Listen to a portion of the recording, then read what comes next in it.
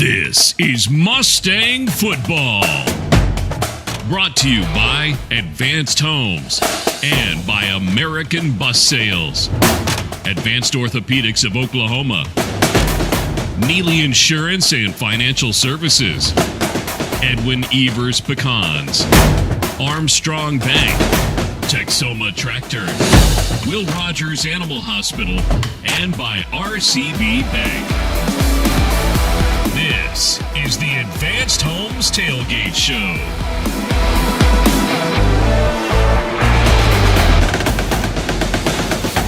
Well, hello, everybody. Welcome to Homecoming 2025. Brent Kellogg along with the rest of the broadcast crew. Glad you're with us. And we're just going to go ahead and take you to the field. We're getting ready to start the homecoming festivities in just a moment.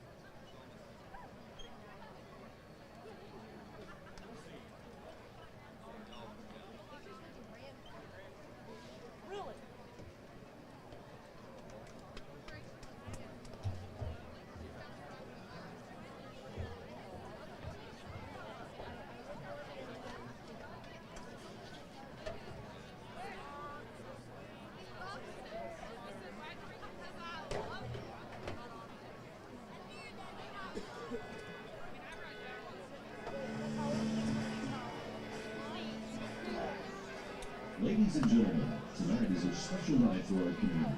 Not only do we celebrate one of our most time-honored traditions of homecoming, this year also marks the 60th season of Mustang football. For 6 decades, our community has come together under these Friday night lights to celebrate excellence, tradition, and Mustang pride. Through the years, Oologah has built a rich legacy as one of the winningest programs in Oklahoma. On these fields, outstanding athletes have competed, great leaders have emerged, and unforgettable memories have been born. Tonight, we proudly add another chapter to that tradition as we present the 2025 Oologah-Talala Homecoming Court.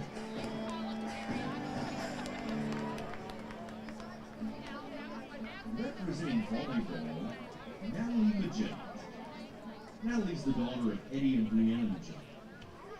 She's attended Oologah-Talala schools for 13 years. She's participated in volleyball for 5 years, leadership for 4 years, tennis for 2 years, National Honor Society for 3 years.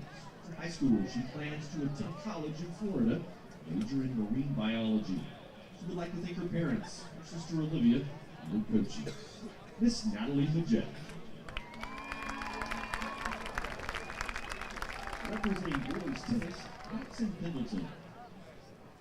Maxon is the son of Matt and Devin Pendleton. He's attended Oologah-Talala schools for 14 years, participated in basketball for 12 years, and tennis for 4 years. After high school, he plans to attend Oklahoma State University for sports media. He would like to thank his mom and dad for always being there for him and his biggest supporters. Maxon Pendleton. Representing girls tennis, Emily Whitten. Emily's the daughter of Jeremy and Patricia Whitten. She's attended Oologah-Talala schools for 4 years. She's participated in volleyball for 4 years, tennis for 3 years, student council for 2 years, fellowship of Christian athletes for 3 years. After high school, she plans to attend John Brown University to study psychology. She's grateful to her parents for always being there in all of her activities, constantly cheering her on to do better and love others. Jesus loves her. She deeply appreciates her brother for being the best role model and always pointing her back to Christ. Representing girls tennis, Emily Whitten. Representing baseball, Hayden Fisher. Hayden is the son of Peter and Sherry Fisher, who's attended Oologah-Talala schools for 6 years.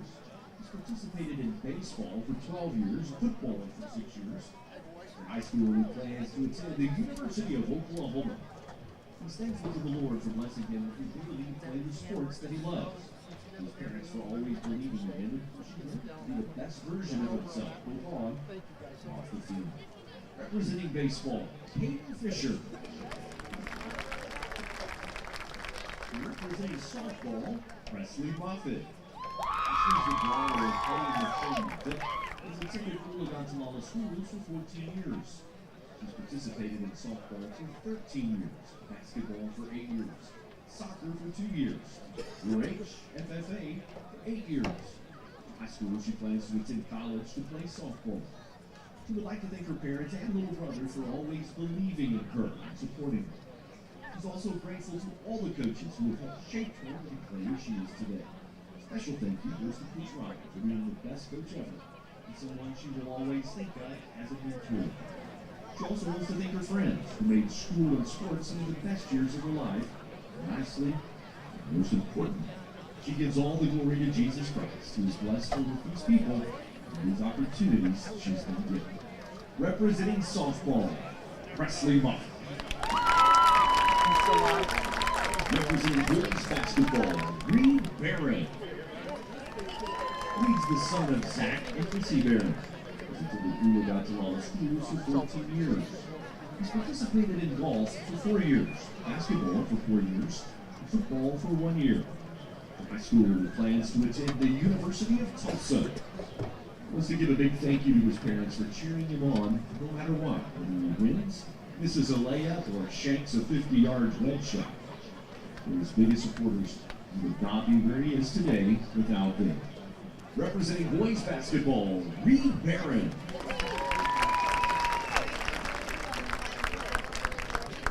Representing girls basketball, Kaylee Seba. Kaylee's the daughter of Cody and Angie Seba. She's attended Oologah-Talala schools for 10 years. She's participated in softball for 6 years, basketball for 13 years, soccer for 13 years, and FFA for 3 years. In high school, she plans to go to Rogers State University to continue her basketball career, majoring in biology, and transfer to Oklahoma State University to get a doctorate in veterinary medicine. She wants to give a shout out to her parents for supporting her no matter what she's doing, rain or shine. She's also incredibly thankful to her family and friends who've always been there for her, whenever, wherever, helping her get through these years. She's grateful to all the coaches who have helped her grow into the player and person she is today. Finally, one more special shout out to all the littles who look up to her. Seeing them at the games always makes her day. Representing girls basketball, Kaylee Seba. Representing football, Sam Ho. Sam is the son of Kevin and Shelley Ho. He attended Oologah-Talala schools for 9 years. He's participated in football for 6 years, track for 6 years, and soccer for 13 years. For high school, he's committed to play college football at the Colorado School of Mines, where he will pursue a career in coaching football at the collegiate level. We'd like to thank his parents for always believing in him, his teammates and coaches for pushing him to be his best, and his siblings, Ben and Callie, for being his built-in friends and always supporting him. Representing football, Sam Ho.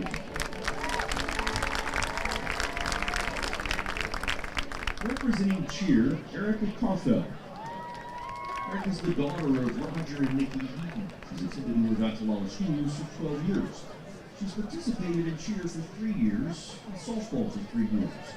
For high school, she plans to attend the University of Oklahoma and get a degree in radiation therapy with the goal of pursuing a career as a radiation therapist, providing care and support to patients undergoing cancer treatment. We would like to thank all of her family and friends who constantly support her, specifically her best friend Micah for always being there for her. We would like to give a shout out to her cheer coaches, Coach K and Coach T, for always believing in her, encouraging her to be her best. Representing cheer, Erica Carfell. Representing boys soccer, Ty Walker. Ty's the son of Jeff and Heather Walker. He attended Oologah-Talala schools for 7 years. He's participated in soccer for 5 years and choir for 7 years. For high school, he plans to go to Oklahoma State University to pursue a degree in finance. I'd like to thank his parents, friends, and family for always supporting him in everything he does. Most importantly, I'd like to thank God for guiding him along the way. He'd also like to thank Waffle House for being there. Everybody else won. Representing boys soccer, Ty Long. Representing girls soccer, Riley Walters. Riley's the daughter of Garrett and Taylor Thurman. She's attended Oologah-Talala schools for 14 years. She's participated in soccer for 6 years, track for 4 years, and swim for 2 years. High school, she plans to pursue a degree in diagnostic medical sonography, become an ultrasound technician, as well as play college soccer. We would like to recognize her incredible parents whose unwavering love has shaped her to who she is today. Thanks her mom for always being in her corner and dad for being an incredible man. She would admire forever for the countless ways he's impacted her. She would also like to thank her little brother Maverick for always being the patient listener, the source of comfort. No matter the topic of conversation, his presence means more than words can express. Above all, she thanks God for the strength, wisdom, and grace he's given. The trials and tests, though sometimes difficult, molded her into the person she's meant to be. Imperfect, yet perfectly shaped by his love and power. Representing girls soccer, Ryland Walters. Representing boys swimming, Dylan Franklin. Dylan's the son of John and Monica Franklin, and has attended Oologah-Talala schools for 14 years.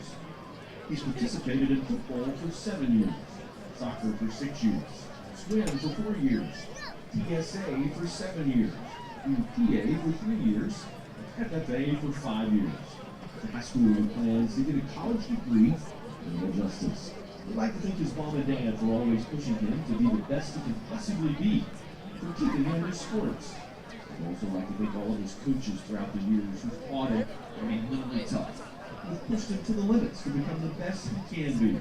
Lastly, he gives thanks to God for always giving him the strength to keep pushing forward.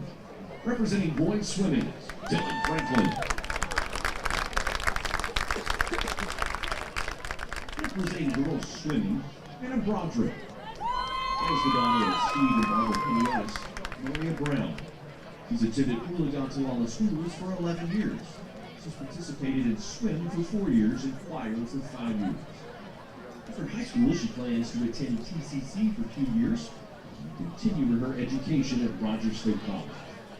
She would like to thank her grandparents, her mom, her stepdad for always supporting her, as well as Coach Barnes, Miss Baden, Miss Lawton for always believing in her, teaching her to be her best. Representing girls swimming, Anna Broderick. Representing boys golf, Grayson Atkins. Grayson's the son of Skyline and Cobra Atkins, and attended Oologah-Talala schools for 14 years.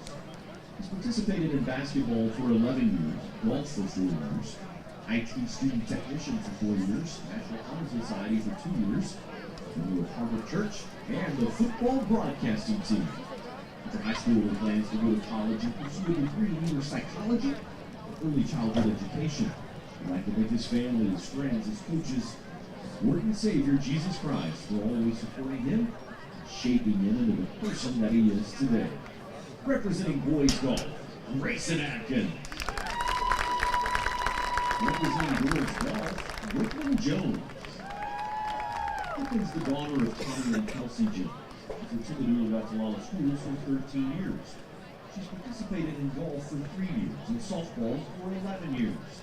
After high school, she plans to go to college for softball and become an ultrasound technician. We'd like to thank her parents for always being there, supporting her through everything. We'd like to thank her past and present coaches for building her into the player and person she is today. And her teammates and friends for pushing her and always being there, and she has someone to talk to, share a good laugh. Representing girls golf, Brooklyn Jones. Representing boys wrestling, Andrew John. Andrew's the son of Dan and Corey John. He's attended Oologah-Talala schools for 11 years. He's participated in wrestling for 9 years and soccer for 6 years. In high school, he plans to go to college for business or mechanical engineering. I thank his parents for always supporting him in his busy activities. Representing boys wrestling, Andrew Young. Representing girls wrestling, Yara Algazelli. She's the daughter of Miami Wardogs. She's attended Oologah-Talala schools for 5 years. She's participated in TSA for 5 years, FFA for 5 years, and girls wrestling for 5 years. For high school, she's planning to join the military, become a combat medic, and eventually own her own business. I'd like to give a shout out to Mr. and Mrs. Johnson for always being there, teaching her so much on and off the mat. I'd also like to thank Terry, Jalen, and America for being her biggest support system and best friends. Representing girls wrestling, Yara Algazelli. Representing boys track, Caden Allure. Caden's the son of Brendan and Kristen Allure. He's attended Oologah-Talala schools for 9 years. Participated in track for 6 years and football for 2 years. After high school, he plans to attend Oklahoma State University and become a physical therapist. And I think his family, his friends. Representing boys track, Caden Allure. Representing girls track, Ashton Warford. Ashton's the daughter of Cliff and Clyde Warford. She's attended Oologah-Talala schools for 2 years. She's participated in track for 6 years, basketball for 14 years, NHS for 2 years, and FCA for 4 years. For high school, she plans to go to college to be a math teacher like her mom, basketball coach like her dad. She'd like to thank her parents for always supporting her, and friends for always being there. Most importantly, our Lord and Savior Jesus Christ for giving her the ability to do the things she loves. Representing girls track, Ashton Warford. Representing boys cross country, Lucas Livingston. Lucas is the son of Richard and Melissa Livingston. He's attended Oologah-Talala schools for 14 years. He's participated in football for 1 year, baseball for 2 years, wrestling for 3 years, soccer for 4 years, and cross country for 4 years. For high school, he plans to go to college and major in criminal justice, eventually find a job in law enforcement. We'd like to thank Micah Chang and Terry Dorkin. Representing boys cross country, Lucas Livingston. Representing girls cross country, Avery Dawn Kinney. Avery's the daughter of Frank Kinney. Has attended Oologah-Talala schools for 13 years.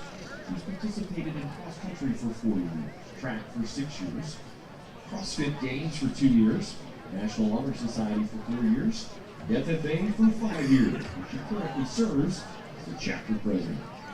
After high school, she plans to attend Oklahoma State University to get a degree in agricultural education and a minor in animal science.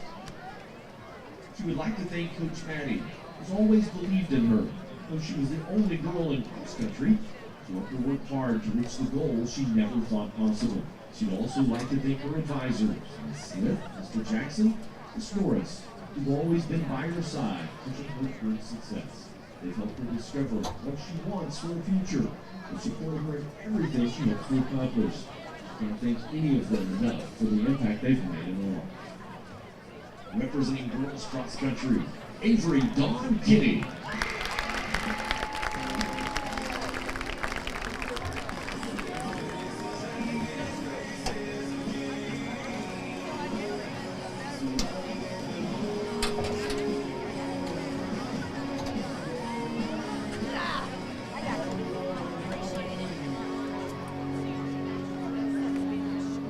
Ladies and gentlemen, please give a big round of applause for our homecoming court.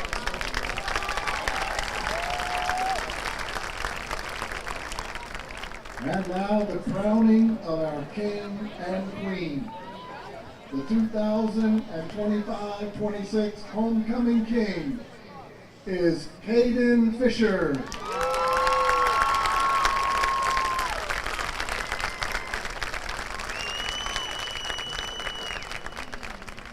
And the 2025-2026 homecoming queen is Presley Moffitt.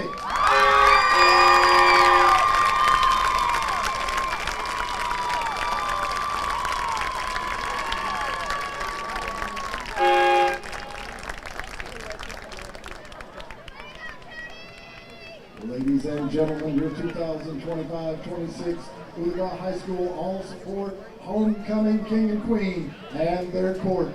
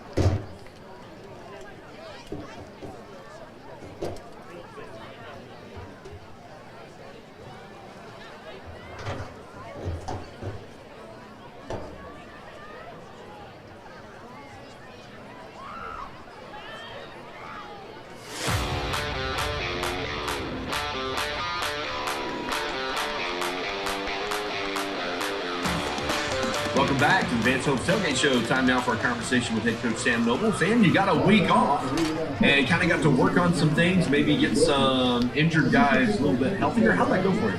It went pretty well. We kind of slowed things down, kind of fixed some things early in the fourth quarter. Like I said, we had some injuries and we got back pretty much almost full strength.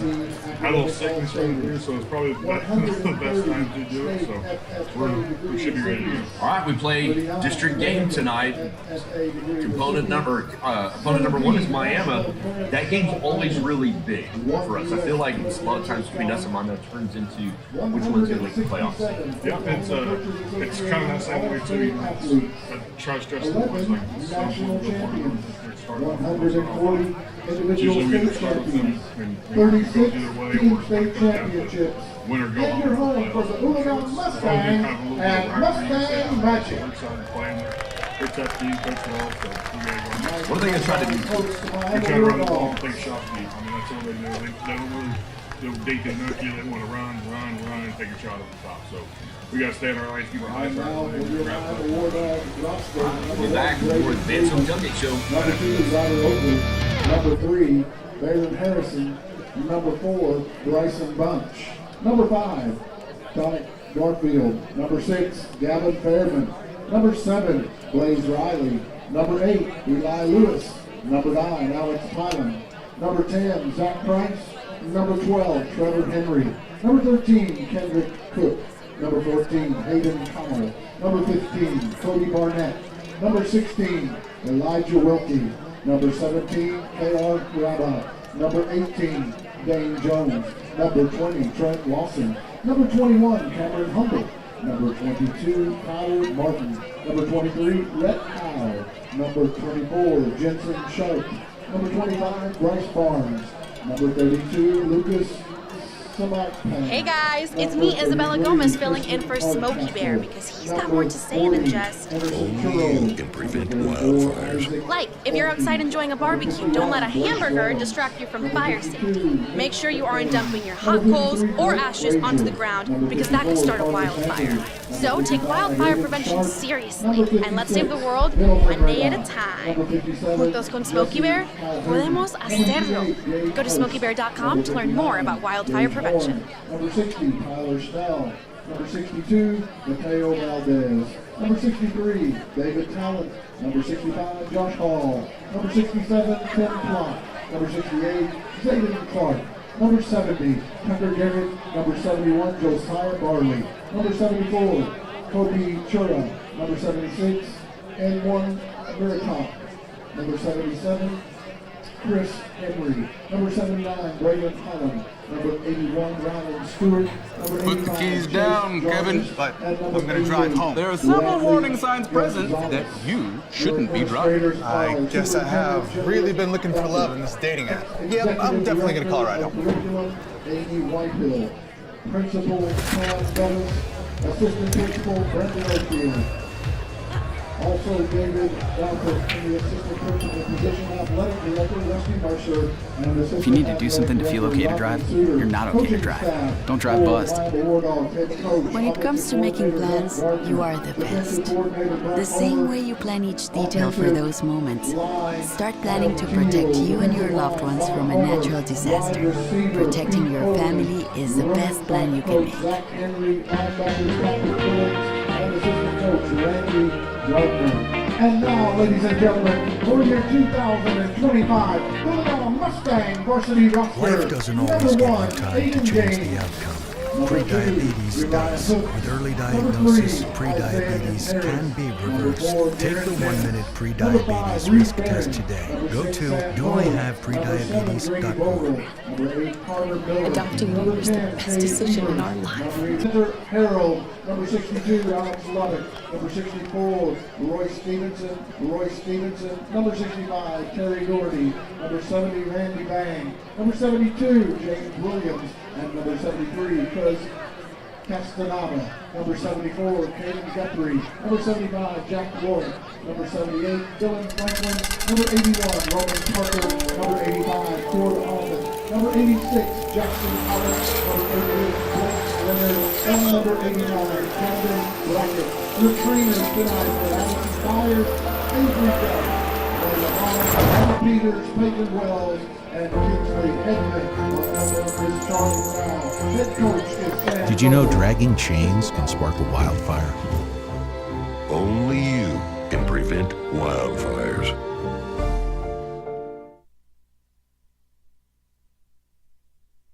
Well, welcome back, everybody, to Homecoming 2025. Brent Kellogg along with Todd Brock. Todd, here's the kicker. You may have noticed our crew was homecoming attendance. So I apologize, folks, because Todd was up here running cameras and switching, and I was running cameras and switching, and a camera decided to go dead right in the middle of all that. So we appreciate your patience. We did our best for our parents and grandparents to get to watch that. We're going to go live to the stadium PA system, and we will be joined for the national anthem. Who prepared the way before us, and if you choose, reflect, meditate, pray, or engage in other silent activities, please be respectful of others during this moment of silence.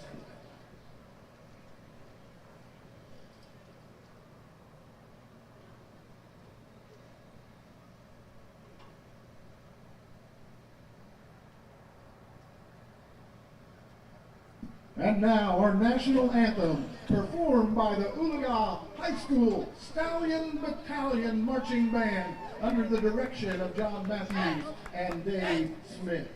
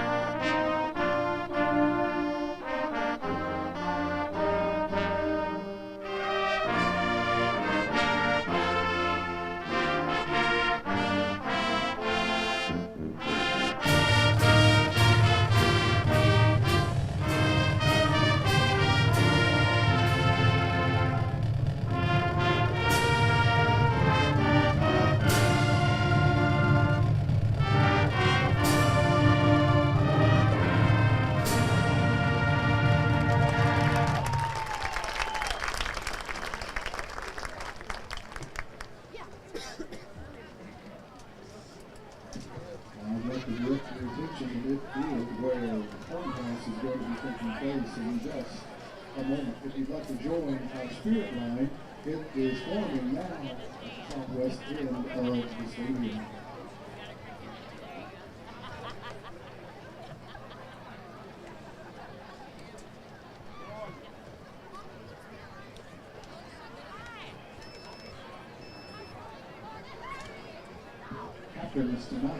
All right, you can see the captains getting ready to go to midfield.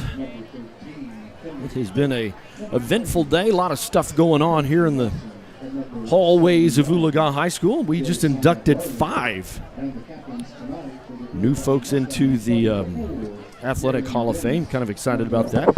Have an opportunity to talk to some of them tonight. Todd, what a day. Kind of an exciting day, too. There's just something special about Friday Night Lights, especially when it's homecoming. Absolutely. It's been a great day, too. Just beautiful, lots of activities going on at the school, lots of fun stuff. You can see the captains down on the field as the spirit lines are getting ready to welcome the Mustangs out on the field. I think our great sponsors are their support of Mustang athletics like American Bus, Advanced Orthopedics, Raising Canes. I'm going to talk to our softball coach coming up as well. They've had an incredible season. Thought they went undefeated in district play.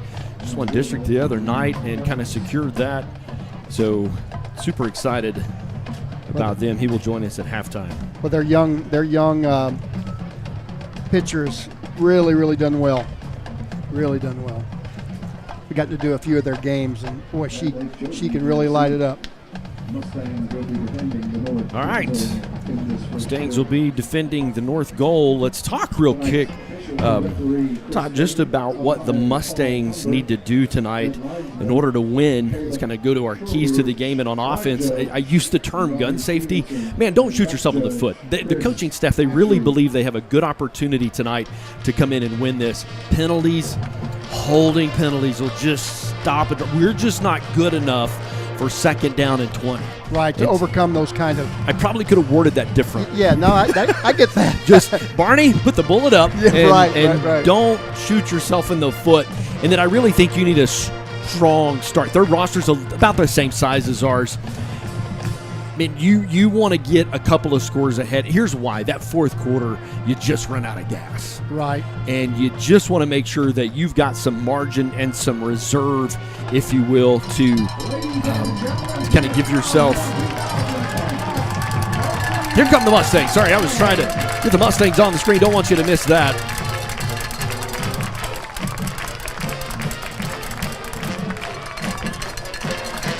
Talk on defense a little bit. They need to trust the secondary. I say that every week. I just kind of leave that one on there because I go back to just the veteran of these guys, and they're going to try to throw it deep tonight, and hopefully our guys can disrupt that. Hopefully our guys can maybe get a interception or something of the sort. I think we have an advantage in that spot right Absolutely. there. Yep.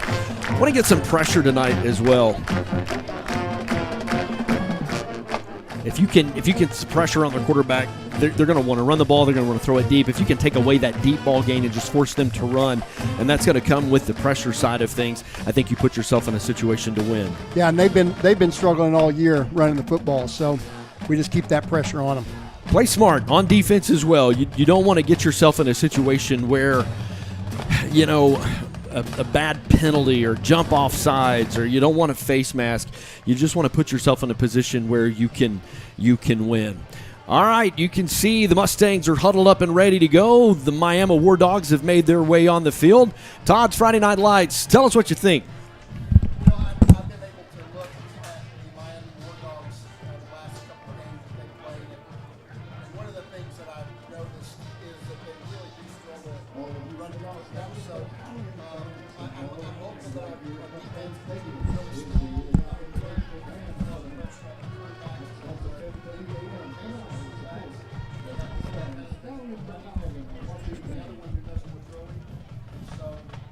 we need to keep pressure on those quarterbacks. Absolutely. Sorry about all the technical difficulties we've had tonight. We started about 2:30 today, and you probably know what an IP address is. I don't. And IT guy was in here. How long was he in here? 30 seconds? Not very long. Not very long. Yeah. And he fixed my life for me. All right, the Mustangs are set ready to kick it away. The Wardogs have made the trip down here. In my research this week, I discovered that this was the 60th season, as best I could tell, of Mustang football. The first records of Mustang football I could find go back to 1965, and with this being 2025, that makes 60 years. That makes 60 years. Yeah. So, anyway, all right, back for the Miami Wardogs. They've got a couple of guys back there set to take it. And guys, homecoming football is underway. It'll bounce at the 11. And he's going to try to come in around. I don't know that there's much there. How about that? The Mustangs bring him down. Number 3, Brian Harrison was the ball carrier. A couple of tacklers for the Mustangs. Very good, very good. Inside the 20-yard line, man. You can't hardly ask for a better start than that. First down and 10 coming up for the Miami Wardogs. It's going to be really interesting for us to watch number 71, their big boy. He lines up on the left side most of the time. You did a lot of research on him this week. Yeah, I did. They follow him. He's going to switch back and forth. He and 68 flop back and forth. And so it'll be really interesting to watch tonight and see where they go with the ball, because it seems like almost every time they're behind him. Not much there. Seemed like a pretty obvious key, which I think, man, if you're a coach, you're not going to – that's not a real good way to do things, because every time you move the guy, you're going to put it right where he is. That doesn't seem to make a whole lot of sense, but – It's one of those things, you've probably seen this story where the running back would always put his mouthpiece in before he ran. Right. It's a key. It's a key, and so that's the importance of watching tape and seeing all that. Second down, 10 coming up for the Wardogs. He'll run it up the middle. Number 5, the ball carrier, Nick Garfield on the carry. That's good. So here we go. We got him in a long third down situation, which is exactly where we want them to be. It'll be 3rd down and 9 coming up for the Wardogs. And I'm going to get confused tonight, Todd, because both teams are blue and white, and both teams, for the most part, are wearing blue and white. Right. Opposites. Blue pants, white shirt, blue pants.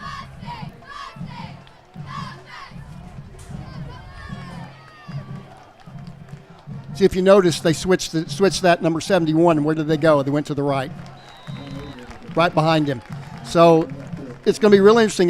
Those of you who are watching online and at home, pay attention to that number 71 and just see if I'm not right in what I've observed over the last couple, 3 games watching them, that the ball follows him. Really interesting.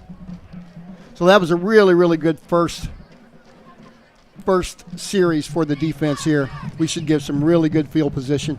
They had some trouble the last couple weeks getting the ball to the punter. They had a couple issues with that last week, and oh, look at there. Great play. So that's going to set up the Mustangs inside the 20-yard line at the 15, 1st and 10 from the 15-yard line.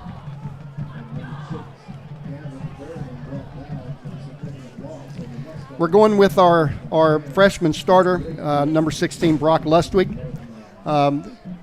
Coach said he had a really good week practice. You know, they're coming off a bye week, so they had a lot of time to he threw the work ball with him really well. Tuesday, a little bit of a rough day of practice, but you're going to have that when you're a freshman. But he's really started throwing the ball well. So the Mustangs with great field position, ball at the 15-yard line. Going to hand it off to Tucker Rogers up the left, maybe a gain of a yard.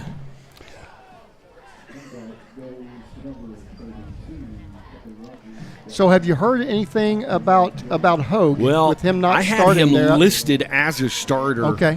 And it really is kind of day-to-day. He's dressed. He's on the sidelines. You could possibly see him. He went through all the warm-ups, too. He did go through all everything. the warm-ups. What Dad said today was it just kind of how you redline it and see how he does. Pass out to Aiden Gaines on the right side. Going to make a guy miss. One guy literally had him shoestring tackled. Aiden got out of that. And we're going to see he stepped out of bounds, but maybe a gain of 3. No, it looks like they're going to put him out of bounds at the 9, so that's a 6-yard. Okay, there you go. Yeah. Yeah. I thought he stepped out up there, too.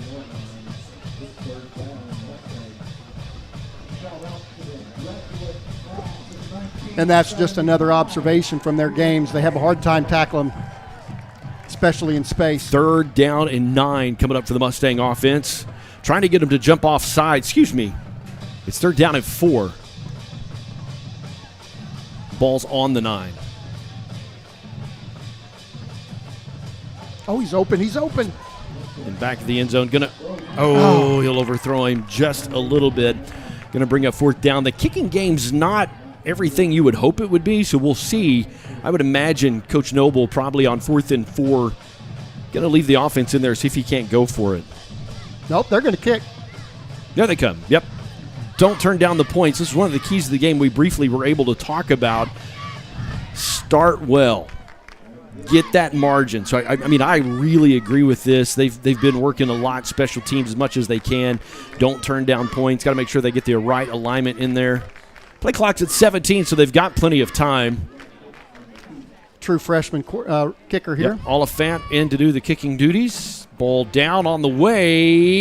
Yeah! And it is no good.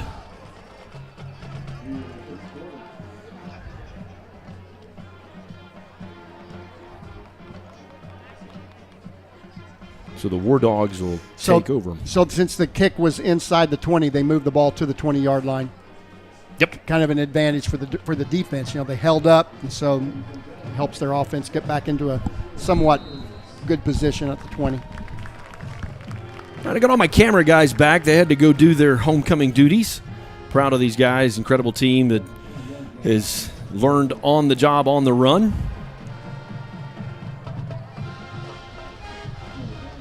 Handoff up the middle. Going to carry forward about 4 yards. Bring up a 2nd down and 6 situation.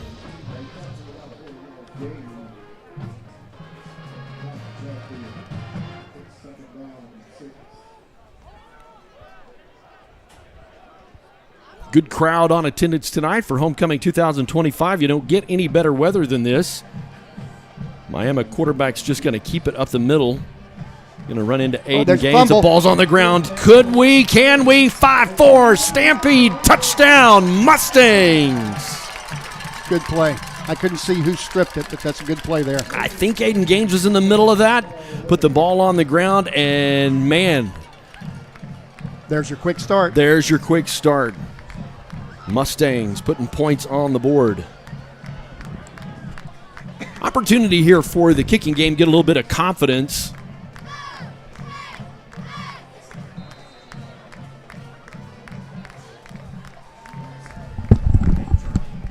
There you go. That's a good job. And the kick is good. So the Mustangs with that quick start should be 10-0, but that's all right. Yeah, but that's what you want. That's what you want to do. So great defensive start for the Mustangs. They really feel good about this game tonight. They really feel like they have a shot. Well, and I think they should. It's it's pretty even in terms of our rosters. We're about the same size, about the same number of kids. A lot of them go 2 ways as well, and so I think on from what I've seen, we've got a little bit better talent than they do. Right. And that's the beauty, man. Todd, we've been playing big ball with Collinsville and Claremore. And that's the beauty of playing guys that are in your district. The Miami Oologah game has always been a well-matched game. Even in our down years, it's really kind of become our rivalry. We were rivals with Wagner for a long time in this district, a decade ago. And there's still no love lost. Don't let me paint the picture that we're best friends with Wagner, but really this Miami game, a lot of times who win this game really determines either that 3 or 4 spot in the playoffs. Nice tackle. Nice tackle. Mustang defense will come out on the field again, get things rolling. There's Kate Evers out there. We didn't get to this in the pregame, but let's talk real quick about who you got. Who are you expecting tonight to have a big night for the Mustangs? Well, for me is the offensive line, again, because of the Miami, I keep saying Miami, their offensive line and their running game is not very good. So if we can control the running game on our offense, we're going to keep the ball, and that puts more pressure on them. You just took the whole group of the offensive line. The whole group, Yep. Yeah. All right. Yep. Hand off up the middle, not a lot there. Todd, I would love to see that all night long, especially on first down. Don't give them a lot. Right. We've been pretty decent up front all year. I mean, even playing the big boys, we didn't get manhandled too much up there, and I was really impressed with that because we don't really have great size, as you might expect. Correct. But they must be pretty strong because they don't get moved around too much. We didn't really get through our starters tonight, just some technical difficulties, and then our homecoming stuff. We'll talk about kind of who those guys are here in just a minute. I wanted to make the point about a coverage sack and just trusting that secondary. He didn't have that. That was a design pass play. There was nowhere to go. The secondary really did a good job on taking care of business there. Right, now you notice number 7 is in now. Number 14 started the game. He's more of the passer. This kid is more of the runner. He's left-handed. So you noticed in that play, number 71 moved to the right side, and they went that direction. I don't think they've gone a play yet that hasn't been his direction. They just follow the big man, if you will. And he is a big boy, that's for sure. All right, 3rd down and 1. Big down here for the Mustangs. Right behind him. And it looks like he's going to get the first down. Yeah, so I'm wondering about the strength that we have on the inside, especially over the nose. Getting some pressure straight up the middle, I think it's going to be a really, really key thing for us because they do like to run the ball. They like to try to run the ball. And so the more we can stuff that and push them into passing, they're not really great at passing either. So if we can get them kind of one-dimensional, kind of cut off what they're trying to do, which is they're trying to be a running team. And, man, trust that secondary. Here they go. They're going to try to go deep. Whoo, Nelly. They had him. That was a good pass. Yep, Uriah Hooks in coverage. Good pass. Receiver just couldn't hang on to it. And so the Mustang defense bailed out just a little bit. We didn't get a lot of pressure on him up front. That was key on that play for sure. Brings up 2nd down and 10 for the Miami Wardogs. Coming up at halftime, going to induct 5 inductees into the Athletic Hall of Fame. Excited to tell you about some of those folks. All right, 2nd down and 10. Mustangs showing a blitz up the middle. Quarterback going to try to keep it. Nothing there. That's a good job keeping the edge there by Evers. I did a great job with that. Gain of a yard brings up what you want. 3rd down and 9. Kind of the anticipated starters tonight for the Mustangs were Tucker Rogers, Micah Chain, and Cade Schick. A little bit of shifting that around just a little bit on the defensive line. And then the linebackers, since Caden has kind of stepped away from the quarterback position, he's gone back to home for him. He's been an outside linebacker for several years. When the coaches talked to him, he's like, oh, man, that feels so good to be back home and doing that. Hunter Shondell's a freshman, had 6 tackles last week. Not a starter last week, but still made a big impact on the defense. 3rd down and 10. Oh, that means they're going to back it up. Garen Dennis leads the team with 20 tackles. You know, maybe him kind of going up into that A gap made him a little nervous. He has had an outstanding year so far. Yep, then Cade Evers also the other outside linebacker. In the secondary, Sam was slated as the starter. You might see him a little bit. He is dressed tonight, but he's it's just kind of a day-to-day situation. Maddox DeVilbiss, Aiden Gaines, and Uriah Hooks are the guys that are back there in the secondary, kind of who the anticipated starters were for the night. Mustangs on top 7-0. It's homecoming 2025.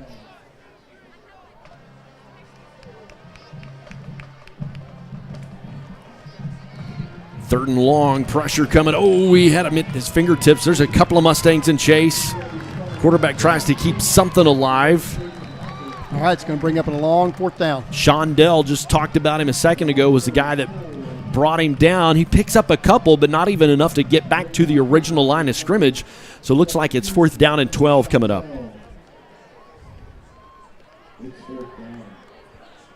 Another really, really good defensive stand there for the Mustangs.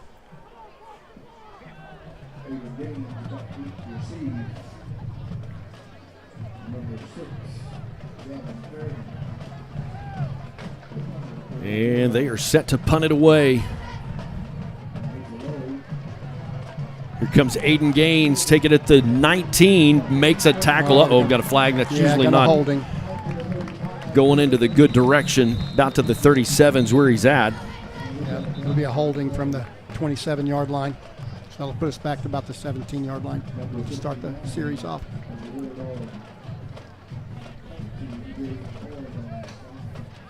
Flag down on the field, waiting for the white hat to give us the official indication.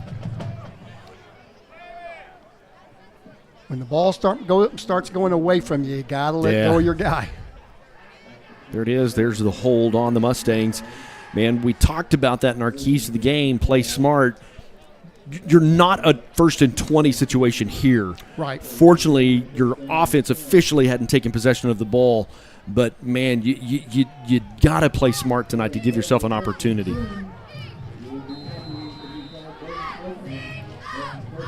.456 left to play. 1st and 10. Mustangs take over.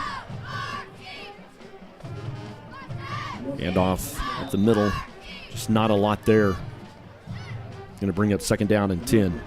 Who is that, Brent? Oh, there he is. He was in. That's Hogue. Yep, I thought that was Sam. I couldn't tell if it was in a 5 or a 6.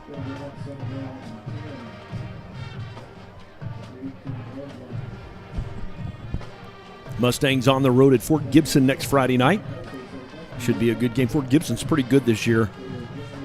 Some kind of have them circled as the team to beat in Class 4A3.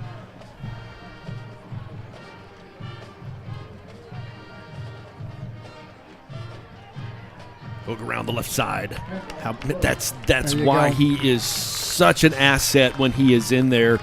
Gosh, he's going to pick up 8, I believe, going to bring up 3rd down and 2. He looked like he was doing well, too. He didn't look like he was hurting. It didn't seem like he was holding up any. And that's Flash Hogue. Great sign. Great sign. He hit around that end, and he was gone. Doesn't look like he's hampering anything to me. It says 3rd down and 1 for the Mustangs. A big first down needed right here for Oologah. 22 seconds on the play clock, so they've got plenty of time. Now, what was his injury? Was it a hamstring? It's in the leg, yeah. Yep. There he is. First down, pick up about 5 more.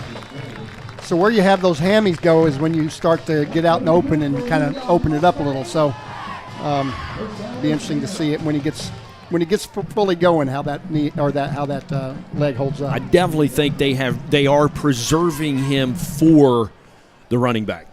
I don't know that you'll see him a lot on defense in the secondary. You won't see him kick. They've kind of handed that off to Oliphant.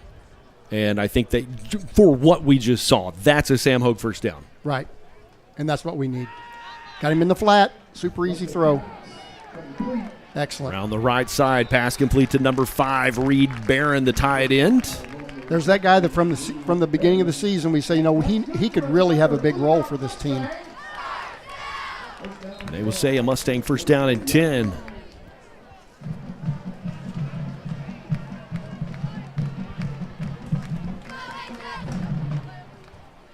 With 2:34 left to play in the first quarter.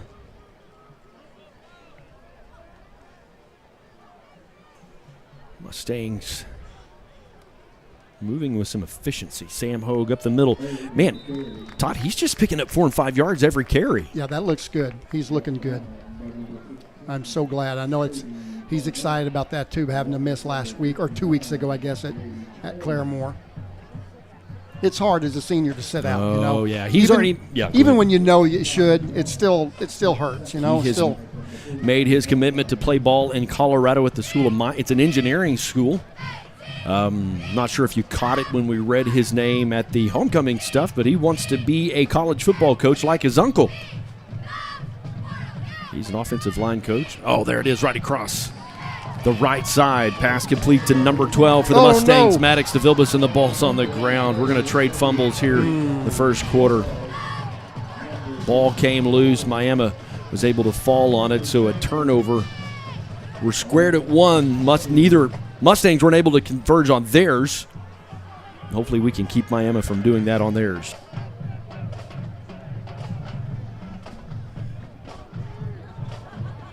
He was just a little bit loose with that football. He spun around. He didn't keep it close to his body, and that always is a danger sign when you put that ball out a little way from your body. All right, Miami going to go kind of with a tight formation. Really just have one receiver, and he'll go in motion. They'll hand it to him around the right side. Oh, Aiden had him in the backfield. Brought down on the far side, number 32. I think I see a flag down as well. I believe Tucker Rogers brought him down. Call a horse collar, it looks like. And that was the signal. So that'll be against us. Play smart. 15 yards from the spot. Play smart.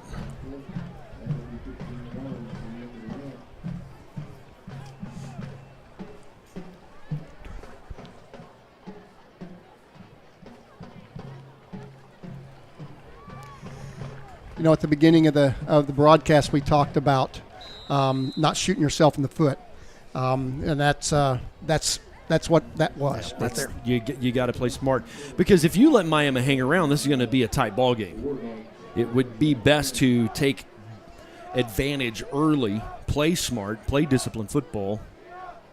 10 seconds left on the play clock. Miami's got a little bit of time, but not a lot.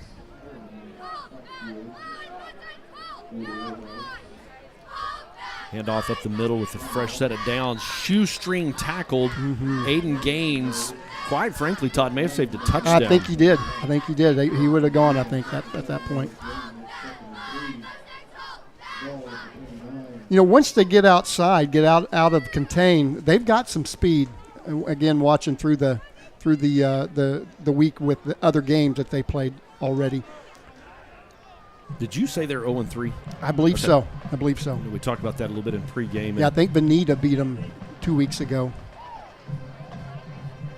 Quarterback just going to keep that. He'll pick up the first down. Come on, guys, get him down. Big hard hit at the 18, but it is enough for a Miami first down.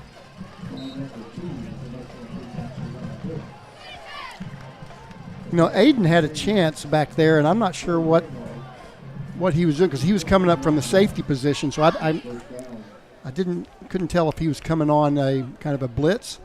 You talk a lot about this, about tackle discipline. Be careful about the big hit that you're looking for and make sure you secure that tackle. Yeah. It is the quarter. Going to take a timeout. We'll be back with the second period of Mustang football right after this. A water faucet with clean water, a reliable car on a busy day, a faithful dog, and reliable insurance. They're there when you need them. Coach Jason Brown and Chalkline Insurance is your local insurance agent. After 20 years in coaching, Jason is using that work ethic to take care of you and your family. Chalkline Insurance is locally owned by a name you know and backed by an agency with more than 30 years of experience. If you own it, we can insure it. For all your commercial, home, rental, auto, and recreational insurance needs, give Coach Brown a call at 918-789-3848. Chalkline Insurance, your local insurance agent in Oologah, where character creates connection.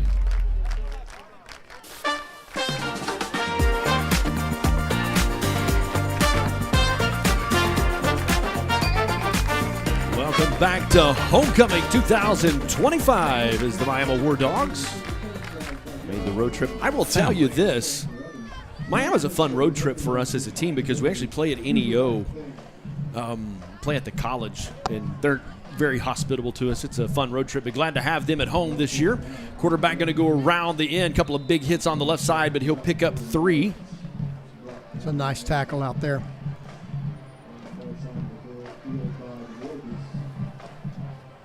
That was number 12. Oh, that was Maddox, yeah.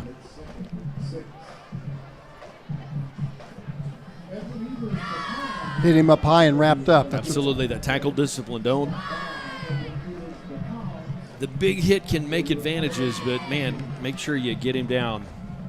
Second down, 6 coming up for the Wardogs. Handoff up the middle. He's going to grind his way forward. Get him down, guys. Ball carrier is Gavin Fairman. He's a senior. I've called his name for a couple of years. Looks like he's going to pick up a few. Going to bring up like a 3rd down and 3 situation.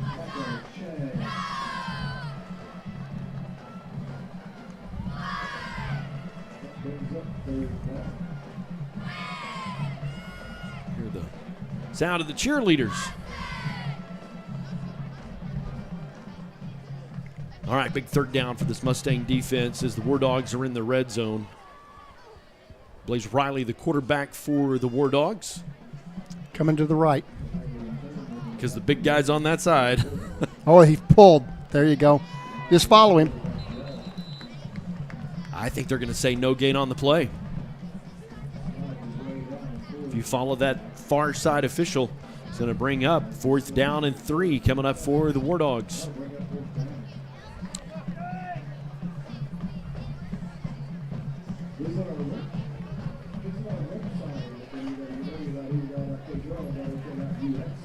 I think our great Mustang sponsors that help make all of this happen.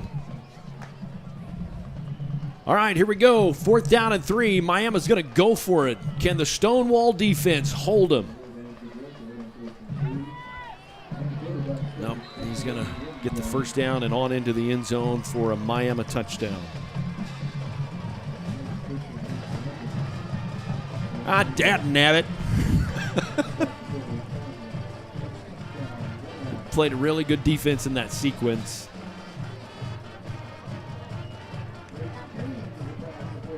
They are going to try the PAT. The 21, the kicker, Cameron Humble, do the kicking duties for Miami. Ball down, on the way.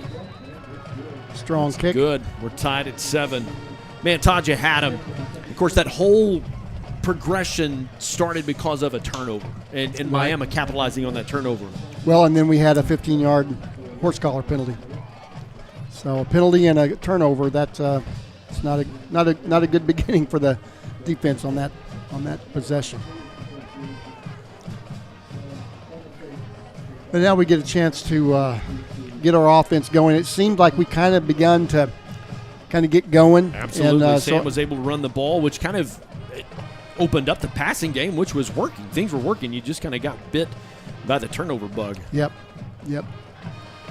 I'm really, really impressed with Brock and how he's as a freshman. Man, he seems so cool and calm. He throws a real nice pass too. He does. Throws a really nice ball.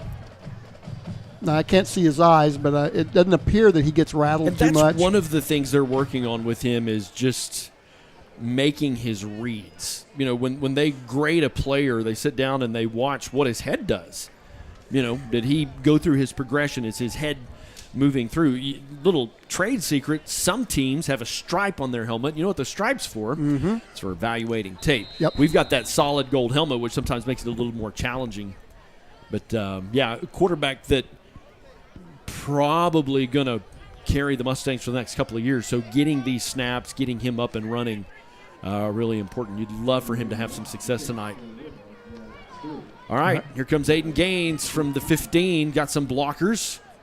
Going to dance around a little bit, but a good return out to about the 27-yard line. Mustangs will take over first down and 10. Chuckling Insurance Agency right here in Oologah. Give Coach Brown a call. You're a local insurance agent. Also, All Smiles Dental, quality, affordable dental care. It's right here at home. Edward Jones Investment, Kent Jensen, helping you discover what fully matters. Appreciate all of our great sponsors. Coming up at halftime, we'll induct 5 inductees into the Oologah Hall of Fame. The Stallion Battalion will march. They have the Stallion Battalion Invitational coming up tomorrow. So there will be bands in Mustang Stadium all day long tomorrow. They start early and go till late in the evening.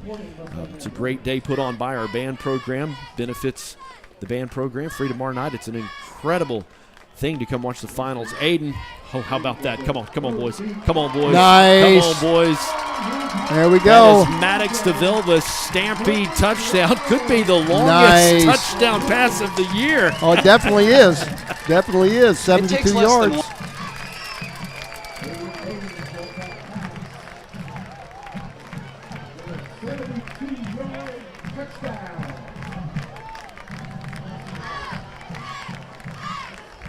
That was very well done. Yeah. Those backward passes can be tricky. And he did that, executed that perfectly. There was conversation about playing Aiden as the quarterback, but he's much more of an asset with that after contact as a receiver. He's got really good hands.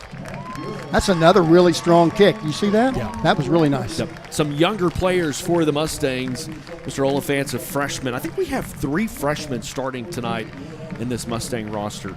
And I was just talking with one of the coaches just today and how excited they are about some of the 7th and 8th grade guys. You got to have the pipeline, right? Mm-hmm. And some of the younger athletes that will be coming up and feeding the system.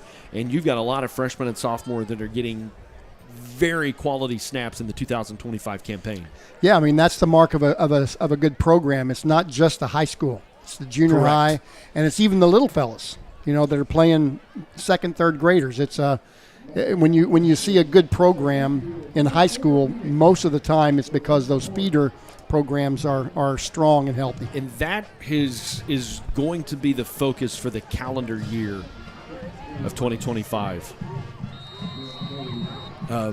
That alignment all the way down to the first graders, learning those basic blocking schemes, learning what the Oologah Mustang playbook. By the time kids get to middle school, they're kind of exposed. By the time they get to high school, they have a base understanding of what it means to be a Mustang football player. So the high school coaches making themselves available to the little Mustang coaches in that program, and they're here a lot. Right. They're here on those Saturdays when they're playing. They're here doing those things. So, all right, 9:33 left to play in the second quarter. Mustangs on top 14-7. Hey, Brent, I think we may need to give some credit here. I believe I believe Ben Hogue is the one that kicked that field goal, and he kicked off just now as well. I'm almost positive. You guys maybe can check on that. Okay. But I'm pretty sure that's who it was. Hogue, did he just kick the kickoff, John? So it was Ben? Okay. Ben has been injured, so apparently he is in good enough shape that he can at least do some kicking duties. Quarterback going to go up the middle, going to pick up 3. So it'll bring up a 2nd down and 7 situation for the Wardogs. John says it was Oliphant that kicked the field goal. Okay. Yeah. Okay. Don't want to miss. Some of these kids that haven't gotten to play a whole lot. Right. Well, Ben's been hurt, so good to see him able to be out there. Yep, he's down on the sideline, got his uniform on. So glad to see Ben back. All right, handoff around the left side, and he's got a lot of room. They're gonna give him the first down. Yep. He'll pick up 8, enough for a Wardog first down and 10. The Wardogs, number 54. He's a returning starter from last year's team that went 8-2 in the regular season. He's a really strong, point of attack blocker. He's pretty big. We don't have any sizes up here, but he doesn't look very tall, but he's really thick.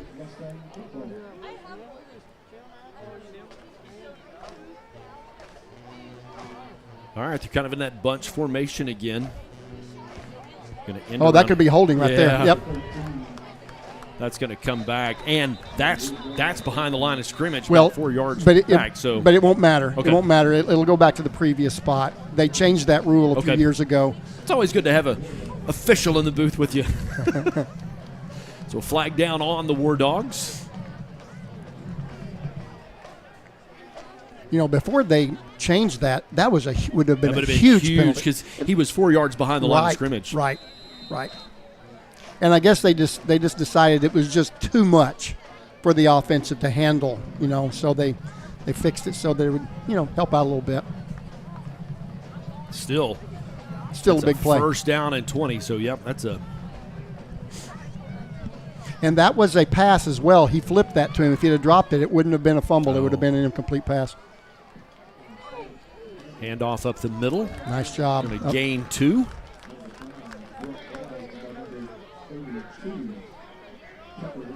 Tucker Rogers in there over that nose.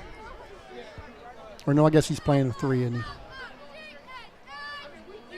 They've moved Reed Barron up he was in the linebacker spot, and you'll still see him a little bit in the linebacker spot, but they've actually brought him up to a line on the D line. They said, man, it just clicked for him. He's big and tall and get that hand up and create some pressure. So 3 down linemen for the Mustang defense. 2nd down, I believe 18, pass behind the line of scrimmage. How about that? Nice awareness. I believe that's Uriah Hooks there, the defender for the Mustangs. That's a really strong play right there. That is 3rd down and forever, my friend. Scoreboard says 3rd down and 20 coming up for the Wardogs. I want to say it's kind of refreshing not to be playing a Collinsville or a Claremont. You know what I'm saying? It's just refreshing to be playing an equal size roster.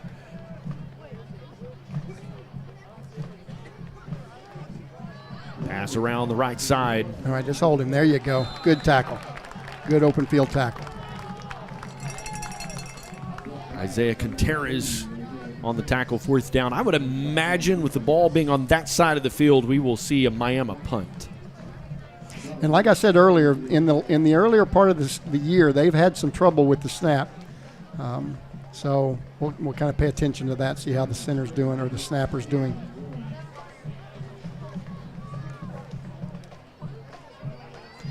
He's a rugby-style kicker, so he's going to be coming to the right here. Little bounce. Good return for the Mustangs. Going to knock him out of bounds about the 45-yard line. Aiden Gaines on the return. Uh-oh, we got a foul back here in the back. I think that might be on us. It was behind the play. I didn't see what was happening. Guerin coming off with his helmet off. That's looking for the white hat to tell us what the call will be.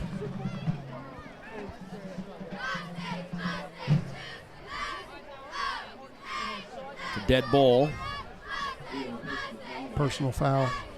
Okay. Against Miami. Must have knocked his helmet off. That's because he did have his helmet off, didn't he? Yep. So that'll move the ball to the other side of the field. Mustangs have good field position. Don't want to say trick play, but just kind of a screen pass to Aiden Gaines, and Aiden Gaines threw a beautiful pass to Maddox DeVilbiss to put that touchdown on the scoreboard. Mustangs will take over at the 43-yard line. First down and 10 for this Mustang offense that's honestly been pretty productive tonight. Yeah, they have. They've been able to run the ball. And that's key. Because once we're able to run the ball, then that's going to open it up so that Brock can throw the ball. And he's been doing good with that too. So,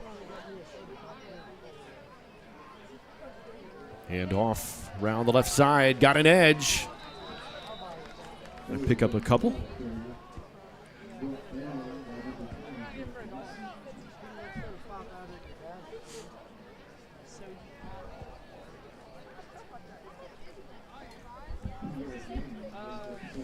Coming up at halftime, both Coach Robinsons, Coach Cody and Maddie Robinson. She's our cross-country coach, and he's our softball coach. Softball's had a great season. They're going to come visit with us at halftime.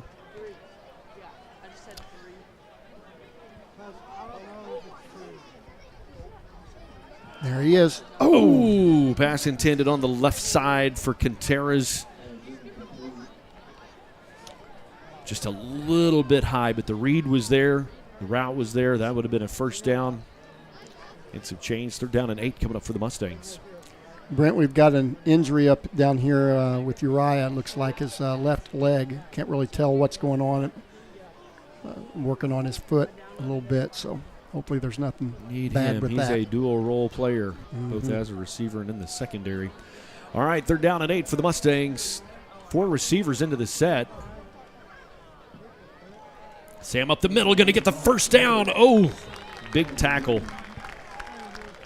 That'll move the chains. In 2 games, Sam has got 208 yards for the year. So, and he did not very play. Productive. And he didn't play. He did not play. So he's averaging a little more than 100 yards a game. Yep. And matter of fact, the guy we inducted tonight into the Oologah Hall of Fame, we'll talk about him here at halftime. A guy named Benny Boland, played in the late 80s. 18 straight 100-yard games as a running back. Wow, that's impressive. That's impressive at any level, you know? Yes, sir.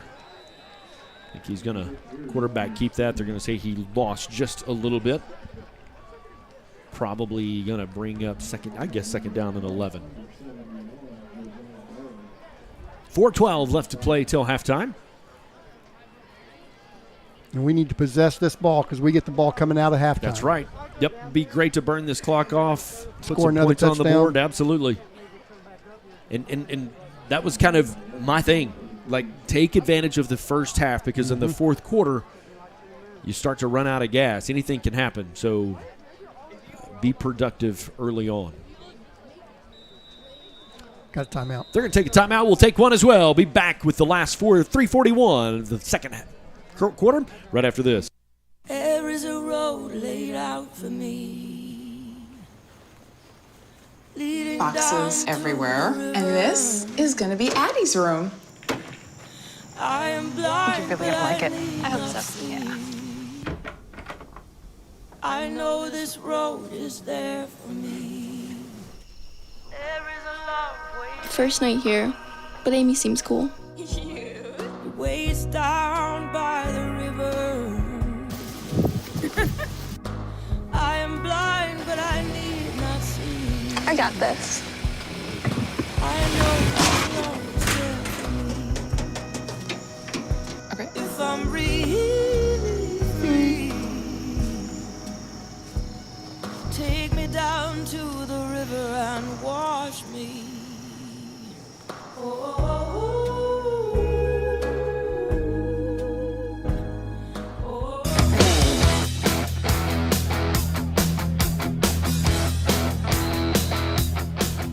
Second down and 11 coming up for the Mustangs. Got a little bit of time now. He's under pressure, but he's got the legs. That's what's so great about Brock as your quarterback. He's going to get, I think, pick up 9, which will be close, but not quite there for the first down. They marked him out at the 25. So it's going to, bring up third down and 3? You'd love to see that. You'd love to see a quarterback that's got some speed about him and can take off and run. Excited about him being our quarterback. Just as he grows and matures, the game kind of slows down for him. He's definitely got the tools. Mm-hmm. And he's just going to get better and going to get bigger, stronger, faster, hopefully.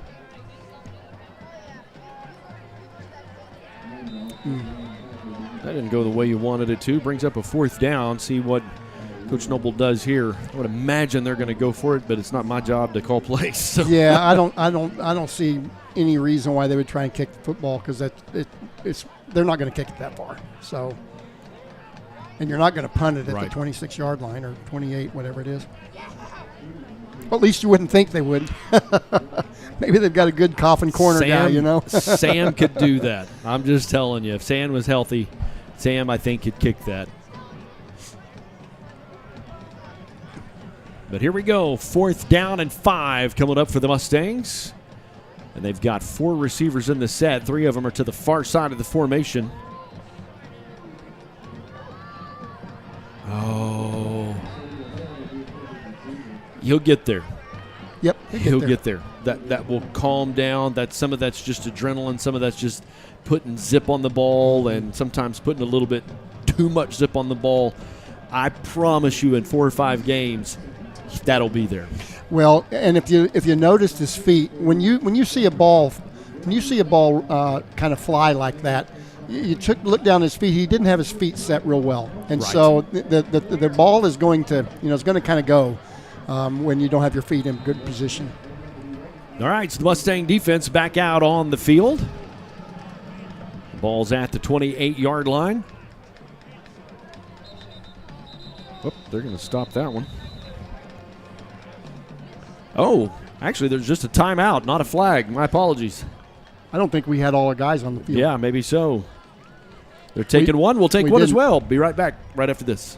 At Raising Cane's, we're huge football fans, but we're also fans of over 30,000 other partners in the communities we serve. When you order our hand-battered chicken fingers, you're also supporting your hometown. Raising Cane's Chicken Fingers, one love. Family, it's bigger than bloodlines, stronger than DNA.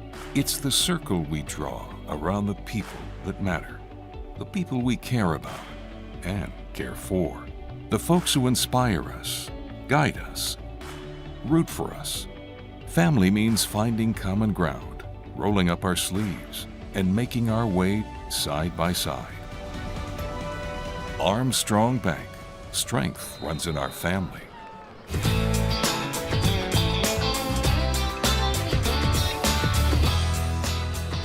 All right, everybody's back on the field. First down and 10 for the Wardogs. And that's just a credit right there to the secondary. Todd, he had nowhere to go with that. And those coverage sacks, that quarterback was, I mean, if he's outside the pocket, I don't know if it's just count as sack, but behind the line of scrimmage, there was nowhere for him to go with that. Yeah, I mean, it still counts as a sack. And we see Uriah out there again. He was on that play side, so it's good to see him back in there. Looks like he might have his left ankle wrapped a little bit more than it was earlier. So, quarterback keep around the left side. He's going to pick up a couple of yards, gain of about 4. Still just barely gets him back to the line of scrimmage. So a long third down and 8 coming up for the Wardogs.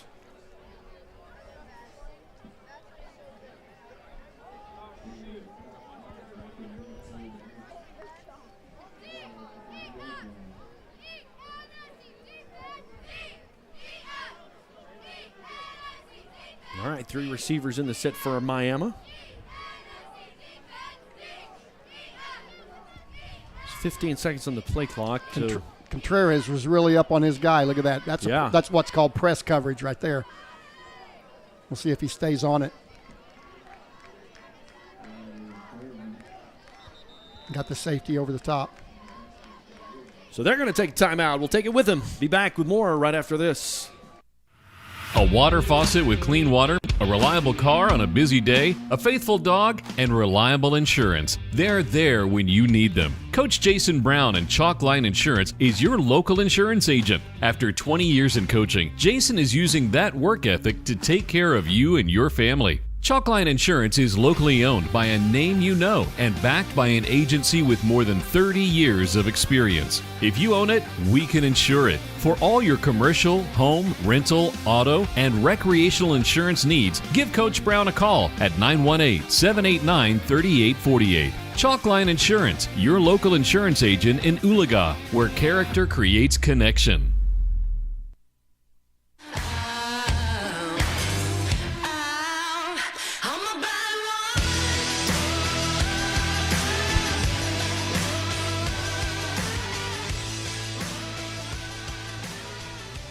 All right, 1:06 left to play till the half. You know, Miami would probably like to finish this one out and let the clock burn down.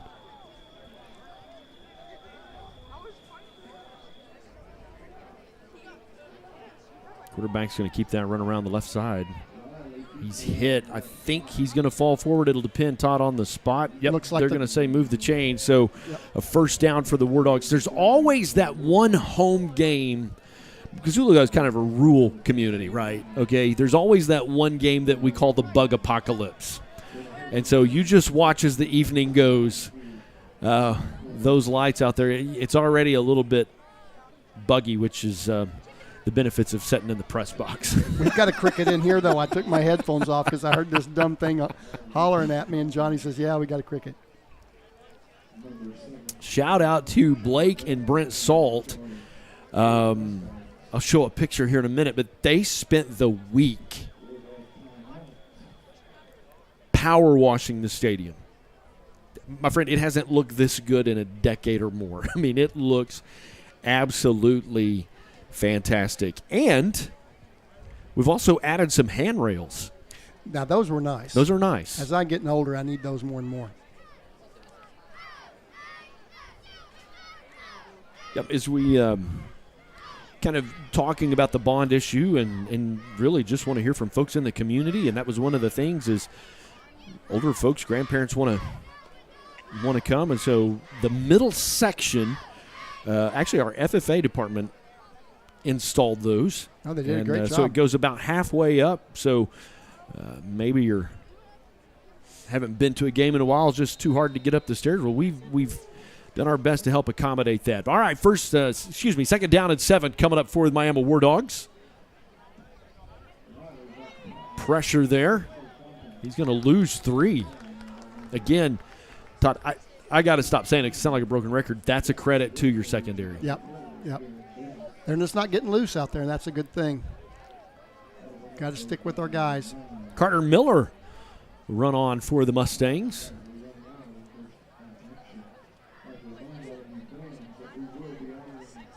Man, you had him. Third down and long. They're going to stop the clock to move the chains, and then it'll start again at ready for play. I'm curious to see if Miami's going to try to go with that. They're going to try to catch Oologah off guard. Clock is stopped. They're just going to spike the ball. They're going to have to put some more time back on the clock. It ran off about 2. Yeah, that's what they're calling now. It ran off at least 2.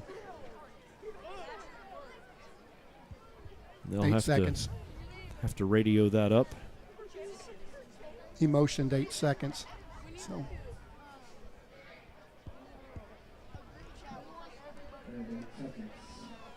Oh, they got it. Got it. I was a little nervous for him. I was going to tell you, our scoreboards are might have been the scoreboards we had when I was here in the 90s. I'm just going to tell you.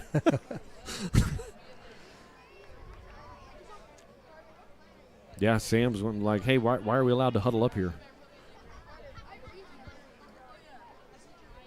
All right, final 8 seconds of the first half.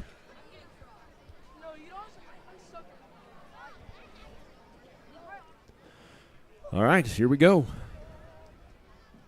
And, man, just kind of back in a coverage smart defense. All the guys were back, make sure nothing got behind them. Left 3.4 seconds on the clock, so they've got time for one more down. I believe it's 3rd down and 10 coming up. Yeah, it'd be the last play of the halftime. Stallion Battalion getting set. We will carry their show in its entirety and then have a great conversation coming up with a couple of our coaches.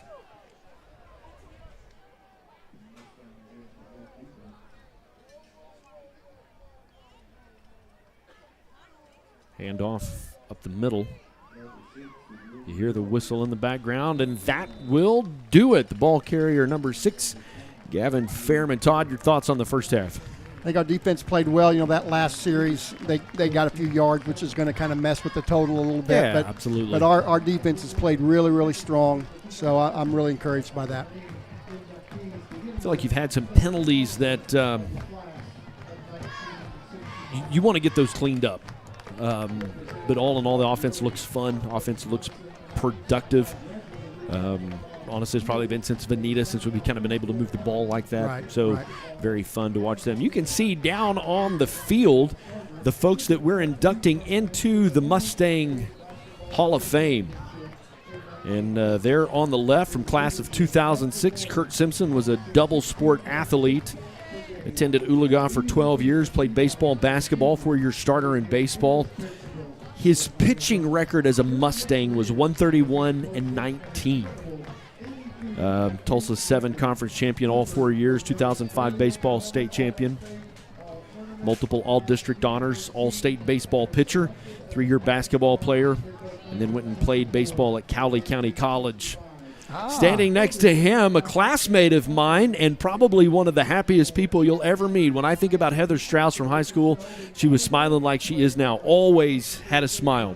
Always had a smile. So she actually made history as the first 3-sport all-stater in Oologah. She excelled in basketball, baseball, and soccer, led her team to 2 state championships in softball, and then went on and played softball at Oklahoma City University. 4-time national champion. Wow. If you can believe that. So just super excited. I know some of my class of 93 are here. There's a whole section of them there to cheer her on. And really was, I think she was that kid in school that everybody loved, just always smiling, always happy. Benny Bolin there was one of the guys that helped start the legacy of Mustang football. And how cool is that he's actually wearing his Letterman leather jacket. Yeah. That's pretty cool. So Benny, class of 91, attended Oologah-Talala for 6 years. 2-sport standout. Football field is where he left his legacy as a running back. He was at the top of the list, 3A football for scoring. He rushed for more than 100 yards in 18 consecutive games. At one time, held the school records in several categories. He earned all-state honors, the Jim Thorpe Award, and was recognized as the Channel 2 Player of the Year. Went on and played football at William Jewell College. Man, he was fun to watch. That's up in Kansas City, I believe, isn't it? Yeah, that trifecta of him and Tad Jones, the quarterback, to get him the ball, and then Brian Hope was a part of that team. Brian was a monster at linebacker. We inducted Brian last year into the Hall of Fame. And then Stacy Story Reisenhoover graduated class of 90. She's kind of the one standing forward there. 3-sport athlete, track, softball, basketball, all-state in track and softball, 2-time state champion, 1-time state runner-up in softball, qualified for state track championship in the 100-meter and 300-meter hurdles. Did that 3 years in a row, state champion in the 100-meter hurdles her senior year. Went to Rogers State, then on to NSU, got a degree in education, been a teacher since 1995. This is what's neat about Stacy. She's the head soccer coach at Verdigris. Under her coaching, they have won 8 state championships and 2 runner-ups. Wow. So, yep, she incredibly is impressive. Incredibly impressive. The last one is no longer with us. His wife is down there tonight, and that's Clifford Thomason. Attended Oologah schools from 1952 to 65. During that time, he'd become one of the most decorated athletes in Mustang history. He was one of 3 seniors who led Oologah to its only boys basketball state championship in 65. He was a 3-year starter. Clifford's teams went an astonishing 82-8 when those 3 guys were on that roster. He averaged 16.6 points a game and was the team's leading rebounder. Clifford named to the Daily Oklahoman All-State Honors. He was named the All-Tournament Class B first team and was selected All-Star in both 1964 and 1965. He was voted Oologah's Outstanding Athlete back-to-back years. Beyond basketball, he also starred in volleyball, playing in the 1964 state championship where they won runner-up. He continued his playing career at Oklahoma State Tech. So an incredible class. I get to do some of the production stuff. There she is. Heather Strauss, class of 93, they're recognizing. We're glad you're with us. You can see the Stallion Battalion Band is on the field. We're going to take a timeout. And when we come back, we will have the Stallion Battalion and do all that and more coming up right after this.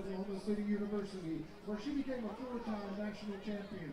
A role model both on and off the field, Heather was voted most athletic by her classmates and was crowned homecoming queen her senior year.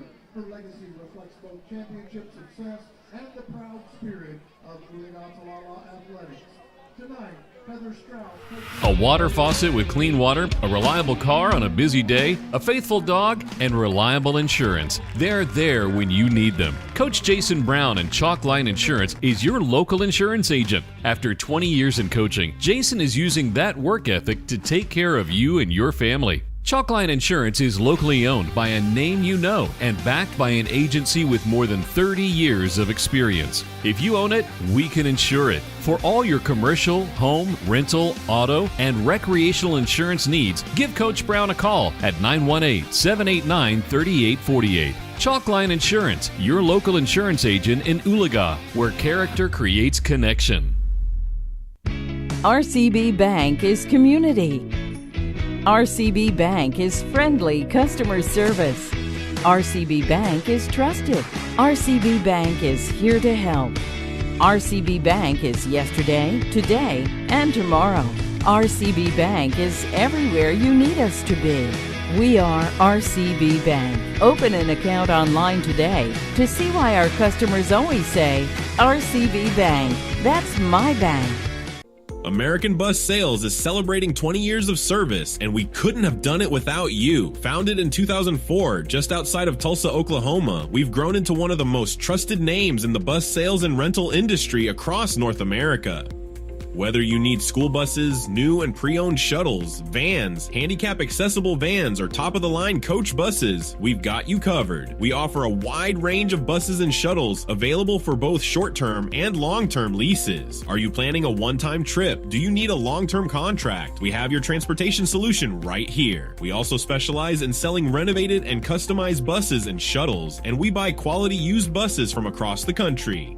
Our extensive parts department supports repairs and restorations to ensure your fleet stays in top shape. For 20 years, American Bus Sales has built our brand on quality and customer care. We're proud to be your full-service fleet provider, committed to safety, reliability, and value. Visit AmericanBusSales.net today and see how we can help you with all your transportation needs. At Advanced Homes, we embrace your individual style and work hard to design a home that fits you and your family. With over 25 years in the home building industry, Brian has an excellent ability to take your individual ideas and turn them into amazing blueprints that become your dream home. Advanced Homes is built on a lifelong influence of family in the construction, real estate, and land development industry. Our business is founded on a family orientation that exemplifies quality workmanship, value, confidence, and Christian values. With Advanced Homes, your custom-built home will be one of a kind. Give us a call about our new gated community, Captiva Point, with new secluded 10-acre plots. Captiva Point is located on Lou Ridge Road with 5 boat ramps within 5 to 15 minutes. Advanced Homes. Give us a call today at 918-855-6597 or check out all of our properties on Facebook or our website, advancedhbi.com. Advanced Homes. We don't just build houses, we help you build the home you've always dreamed of.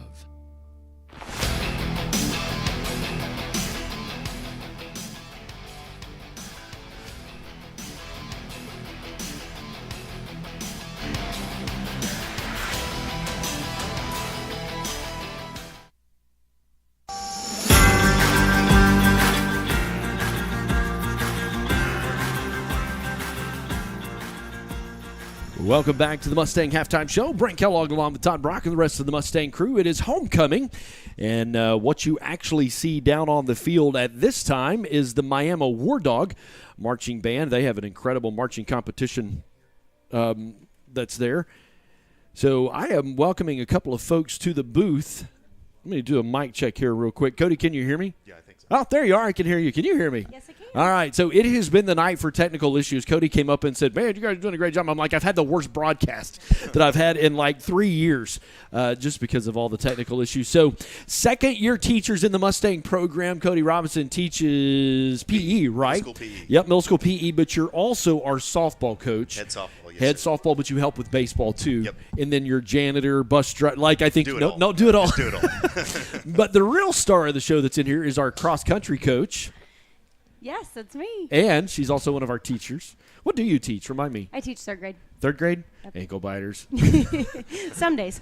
But the best part is she's a mama-to-be, like expecting. So, woo, woo, woo. Yeah. So congratulations, you guys. Thank you. Do you have a due date, like you know all that stuff? January 29th. Oh, it's going to be cold weather, baby, Yes. huh? Yeah. We're pretty excited about it. Yeah, I can only imagine. So the cool part about this, we're actually neighbors. I think you live a quarter of a mile. Yes, we from see us. your lights on your house. Yeah, I think some of my cats have made their way over to your property too. So hope we have barn cats. So hey, let's start with cross country because you guys are kind of in that right now, correct? We are. How's it going?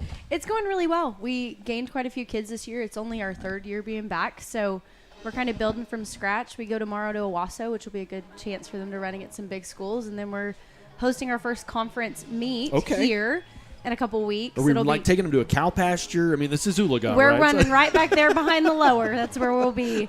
So that's will be super exciting. Then we're running into regionals, and hopefully we'll send a couple kids to state again. So awesome. Yeah. So how many kids do you have in your program? I have 5 boys and 2 girls. So I've got 7 So there's total. 2 girls because I've there was gained one for a while. Yes, so, right? I've gained a girl. Yep. Awesome. And then you coach in the spring as well, right? Yes, I'm the assistant for girls soccer and was one of the assistants for boys soccer last year too. So and both of our soccer programs really did well last year, and a lot of those kids are coming back. They did. Yeah, it should be an exciting year for both boys and girls for soccer too. Well, Cody, you guys have had an incredible season when it comes to softball. And did you see this coming? I kind of expected it. Okay. I hate to say it and toot our own horn a little bit, but we are good. Like we really, we are good. We've had our moments this year though. We could have easily, we're 22-6 right now, but we could easily be, 25-4 or whatever, very easily or whatever that adds up to be. But genuinely, they are a very good group and they are fun to coach. Like they make me enjoy my job every single day, and they make my job super easy. Yeah. So it's been some good hitting. Yes. I got to call one of the games that we were down going into the 7th and had a walk-off. Correct. Yep. Against Verdigris. So we know how we all feel about Verdigris around here. So we beat Verdigris twice this year, and that felt really, really good. Yeah, and because we walked them off in the typically bottom. they're early up in that. For sure. Yeah. They jumped up They're early. very competitive. Yep. So you've also got a really good ace pitcher. Yes. Let's talk about her. Jocelyn. She does a fantastic job. In the circle, she's already hit her 400 career strikeouts as a sophomore, and that's unheard of. We played a team the other night that their senior pitcher hit 500 career strikeouts. So she's just – it would not shock me if she hits 1,000 by the time she's a senior, and that's a huge milestone for her. Yeah. Yep, and she you does got a great pretty job. decent infield because some of these kids were playing as freshmen.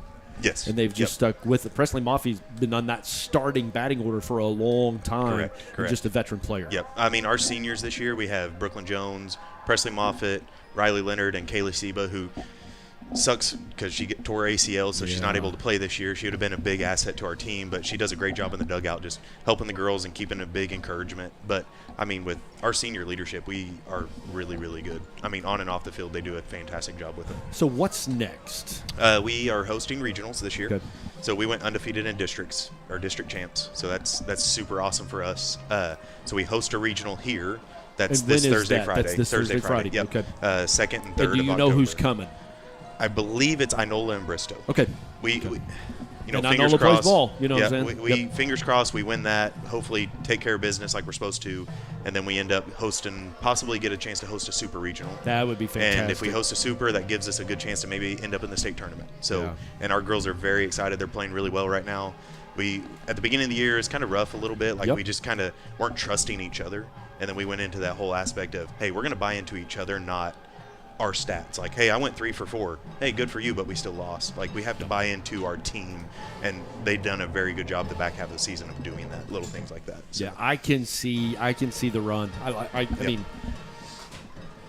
I love high school softball. Yeah. And I I've seen a lot of games down the couple of years. This team, like, even the game that I was there and was calling and they were behind, I still knew they had it in them. Yeah, there is no quit. They do not quit. It didn't matter who was up to bat. It didn't matter if you're bottom of the batting order. It didn't matter. No, there's no quit. Like, I mean, in that situation against Verdigris, we're down 3-1 in the bottom of the 7th, and like everybody counts you out at that point.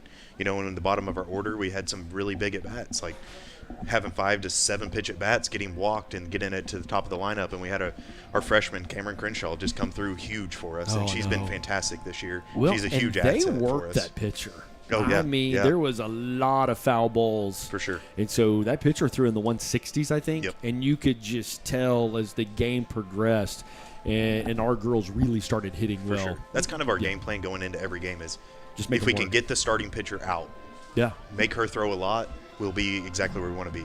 Yeah. Or like we always live by score first. If you score first, you're going to be in a good chance to win. And after that, like, just make the pitcher throw a lot of pitches. Even if you strike out, don't care. But if you have a 7-pitch at bat, good job. That's good, yeah. Yep, you did a great job. You did your job. So, well, man, we love having you guys at Oologah, and I hope you love being at Oologah. Oh, yeah, You've been such a great part of the Oologah family. And ready for Little Robinson to come along. So, do we know what it is yet? Or it's a boy. It's a boy. Brent is a great boy name. See, I was just thinking about that, but I was like, I know a Brent, and I'm like, man, we don't like him too much. Yeah, exactly. That's ruin the name, right? So, what's next for cross country? October 14th, we will host the conference meet here, which will be a first ever for Oologah Cross Country to host our own conference, which will be really exciting. We'll bring back places like Verdigris, Veneta. Yeah. We'll all race out here. So hopefully win a conference title. We got robbed last year, I think. And then it's at conference that they qualify for next levels, right? We all qualify for regionals, so it depends on how we perform and where we get ranked to go to regionals. After regionals is up to qualifying to state. Okay. Awesome. Well, man, you guys are awesome Mustangs. You look good in that blue and gold. So yeah, we love it here. Thanks for stepping. I always love when our fall sports gets to come talk to us at halftime and get to hear all of that. So, all right, we're going to give it to just the stadium and let you watch and enjoy the Stallion Battalion as they get ready to take the field and put on their performance. Guys, really, seriously, thanks for coming up tonight. We will come back with the second half of Mustang football coming up here in just a little bit, but I'm just going to let you enjoy the stadium and the Stallion Battalion.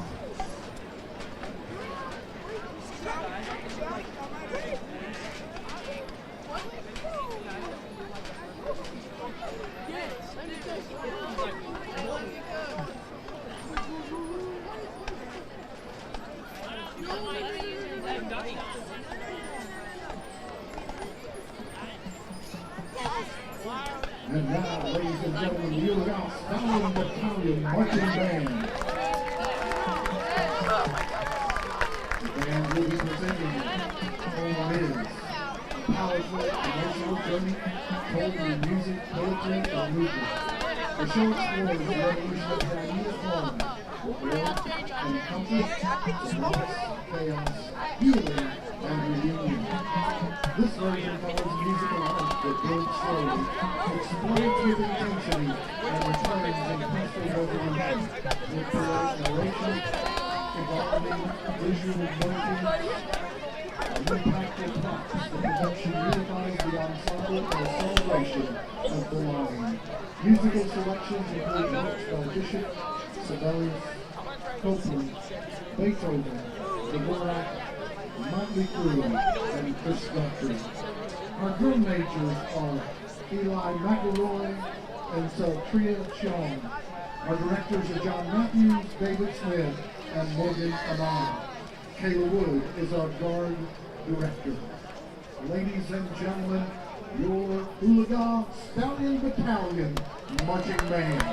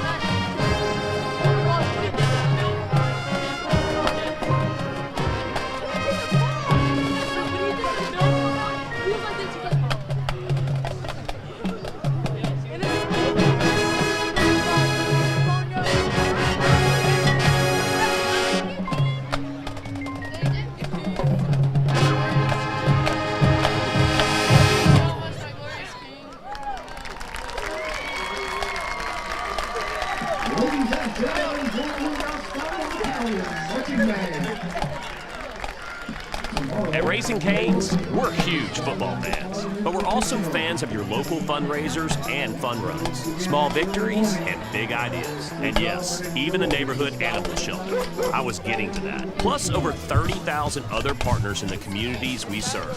When you order our hand-battered chicken fingers, craveable cane sauce, and jugs of freshly made tea and lemonade to cheer on your home team, you're also supporting your hometown. Raising Cane's Chicken Fingers, one love. We said we'd never break the 3-second rule. Never do that. And never become a minivan mom. Hey, Chris. As parents, we say never a lot, but never happens.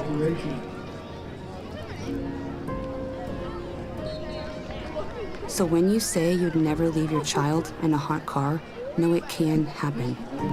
Before you leave the car, always stop, look, lock.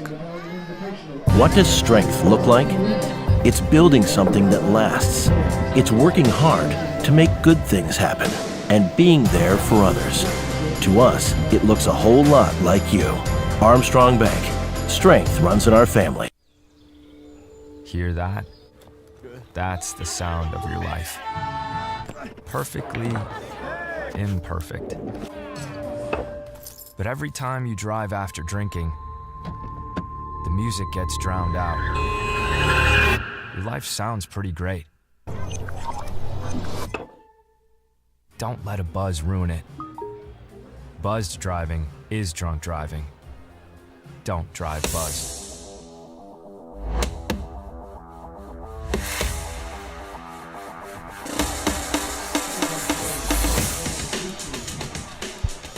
Welcome back to the Mustang Halftime Show. A little bit of an extended halftime because we inducted 5 incredible Mustangs into the Hall of Fame. Yeah, it was wonderful. Wasn't that great, man? Some of my favorite athletes to go to school with. Benny Bolin was just a man among boys on a football field. The numbers were unbelievable. Yeah. That pitcher, what was it, 133 and 8? Kurt, yeah, or Kurt something Simpson. like that? Yep. Unbelievable. So I've texted Benny. He's going to join us in the middle of third quarter. Oh, great. And so we're just going to let him put a headset on. We'll let him call some play-by-play, do a lot better job than I am tonight. So, if he can sneak up and chat with us, because he and Tad, and Brian Hicks and all of those guys tell a story. I believe it was a Cleveland game, and there was a moment that changed the trajectory. So you're going to let him tell that story? If he can remember it? That changed the trajectory of Mustang football that literally started the long blue line. Let's talk about stats out of the first half. Some really, really interesting ones. One that pops off for me is time of possession. Yes. Listen to this. Oologah had the ball 7 minutes and 25 seconds, meaning Miami had the ball for 16 minutes and 35 seconds. Wow. And the last they had 125 yards total offense. The last series, remember we talked about the kind of scrap or what you might call scrub. Yeah, that 56 was because yards. Yeah. So that means they had less than 70 yards for the half with having the ball for 16 minutes. Yeah. Good defense play, man. I'm fired up about this Mustang defense. I feel like for the last couple of years, the defense really has kind of been something you can trust and hang your hat on. And so absolutely saw that there. All right. We're ready to start the second half. Let's talk about Barron had a catch for 5 yards. Gaines had a catch for 5. DeVilbiss 2 catches for 84 and a touchdown, but one of those was a really big, long catch that Aiden Gaines was actually the thrower's, a 72-yard pitch and touchdown catch. So we are set. Oh, get on the ball. I believe that's Rogers. Yeah, that's Tucker. And I think he was just ready to go to the house. I want to say thank you so much to Johnny for getting those stats to us. He does an incredible job with that. Sam, 7 carries, 27 yards in the first half. Mustangs are 4 for 7 for 100 yards passing. I like that. One of the things we didn't get talked about in the pregame, but Lustig's a 67% passer in his completion rate. So here we go. Mustangs with 5 receivers. It's an empty backfield. Man, it's been a minute since I think we've seen that. He's just going to keep it. Gash up the middle. Not much there. Gain of maybe 2. Their hope was that, well, that spread, they might have got those linebackers out, but they stayed home. Advanced Homes, advancedhbi.com, building your dreams. Mid-America Feed, highest quality livestock feed service right here at home in Talala, Oklahoma. Second down and 8 coming up for the Mustangs. 11:28 to play. Sam's back in there. It's a good sign.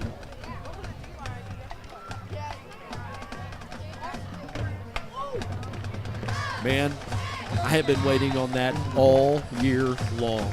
That was a really, really good pass. That was some awareness to get around, but he got it to the guy that once he catches the ball, there's this yards after contact and yards after catch, and that is a first down and 10 for the Mustangs. And I'm just excited to watch that develop throughout the season. Me too. I can't say enough or stress enough how impressed I am with this young guy.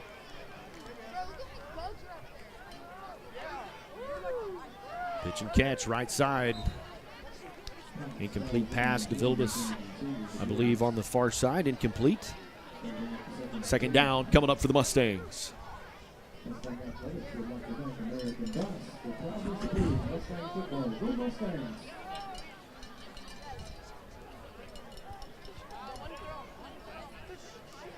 You know, that's a play there where if he would have just taken maybe just a brief, just a split second longer, you know, to kind of settle himself before he threw that ball. Yeah, that, you know. It's easy to say that way. It is. The game is going to slow down to him. Handoff up the middle. Sam was met. Boy, number 71 from Miami just closed that gap. Josiah Barley. I want to bring the director online here so he can actually say hi to Mom.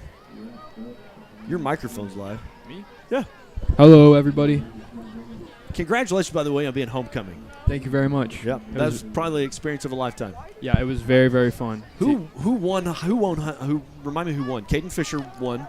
And Presley Moffitt. And Presley Moffitt, the softball player. Yes.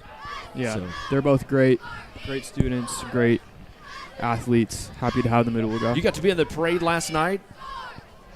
Yeah, it was awesome. The 3-hour parade. Yeah, it was very long, especially when everything stopped and we don't know why. It's very long, but it was enjoyable. It wasn't very enjoyable when we ran out of candy and we had to tell all the sad all the people kids. didn't. You made kids sad last night. Oh, many. You call yourself homecoming court. Possibly I can't work in these conditions. Yeah. Like it might have been in the hundreds. It was unfathomable. Well, because of some scheduling, it's a full weekend. And because of some scheduling conflicts, we had to have the parade an hour earlier. And to do that, that means we had to modify the route. Good punt for the Mustangs. Keep rolling. Uh-oh. See, a flag came off the sideline. Be interesting to see what that is. By the way, Gracie, good to have you on the broadcast. Yes. Thank you, Brent. You want to say hi to Mom? Hi, Mom.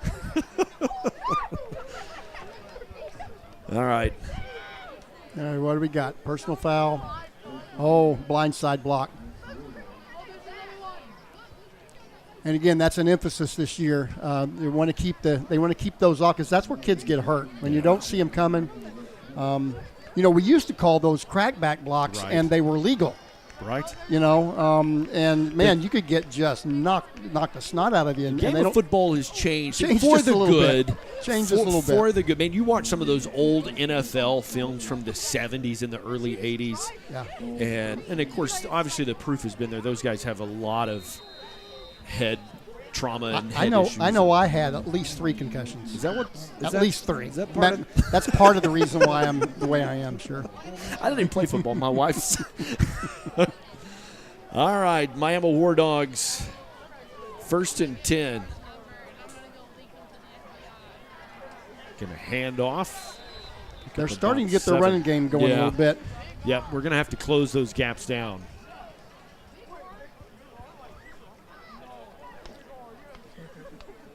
You know, those offensive linemen up front are a little bit bigger than us in terms of their size and weight. They might be kind of getting some push on us now.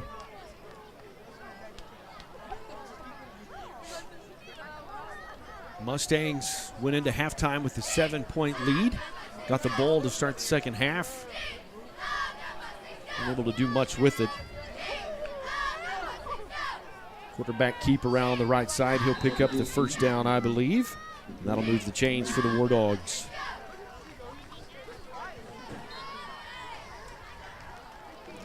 I mentioned this earlier, so not to bring up a sore topic, but this is what we call the bug apocalypse.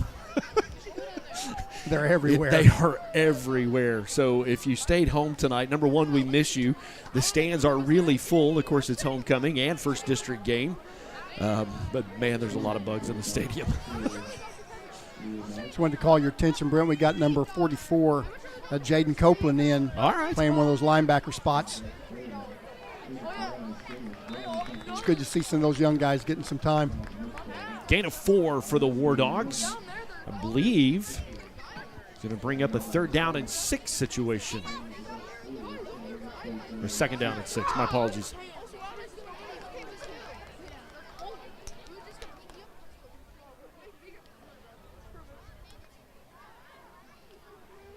All right. Mustangs show a blitz. Screen play out to the right. Another nice tackle out there by Hooks. Yep, I think he actually lost a yard. Maybe say no gain on the play. So 3rd down and 6 coming up for the Wardogs. It's really good to see that ankle isn't bothering him. At least doesn't look like it. Doesn't appear to be having any kind of gimpy leg or anything. That's a good thing. Reed Barron will come in down on the. He goes down as one of the defensive linemen. Kind of bring some fresh legs in on a 3rd down. Would love to contain them here, make them punt it. And Miami's not in a hurry. We saw that in the first half, just with time of possession. Wasn't twice the time of possession for the Mustangs, but it was significantly more. But they just play a little bit slower. Handoff up the right side. He's got a gap. He'll pick up about 9, which is enough to move the chains. 1st down and 10. Boy, you had him where you wanted him, and just a good run by number 6. That's Gavin Fairman.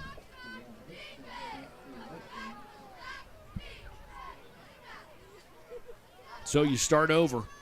Mm-hmm. You know, you have them 3rd and long, and they get that 1st down. You kind of have to take a deep breath and just start over. Those big guys up front are starting to lean on us a little bit. Mustangs go with 3 down linemen. Handoff up the middle, going to dance around. Nothing there. No gain on the play. Yeah, boy, both of our inside linebackers played that play very, very well. They both they didn't overreact. They waited and was able to get him there in the hole. You see Lane Oliver, who's the starting center on the offensive line. He will come in, and they're just rotating legs. Mm-hmm. They're just trying to keep guys fresh. And you got 4 quarters to play, and so you're seeing about every other play, you're seeing a defensive lineman rotate in. Didn't get to talk about this, but Spencer Harold is a freshman. He's one of the freshmen that's starting tonight, starting on the offensive line. Aiden Gaines showing a blitz on the left side. Yeah, bringing one of our safeties up. Be curious to. Boy, he wants to go. Go away from that. Going to pick up about 7. Going to bring up 3rd down and 3. They brought him in on that contained side, so Yep. if they did that, if they did a kind of a what you would say a direction, they kind of trying to go a different direction, they were able to keep that inside. And he's got speed. He's He gonna does. if somebody comes his direction, he's gonna catch you. So he's almost kind of like that safety net on this side of the field. Right, if you misdirection will. was the word I was absolutely. trying to find. All right, here we go. 3rd down 3 coming up for the Wardogs.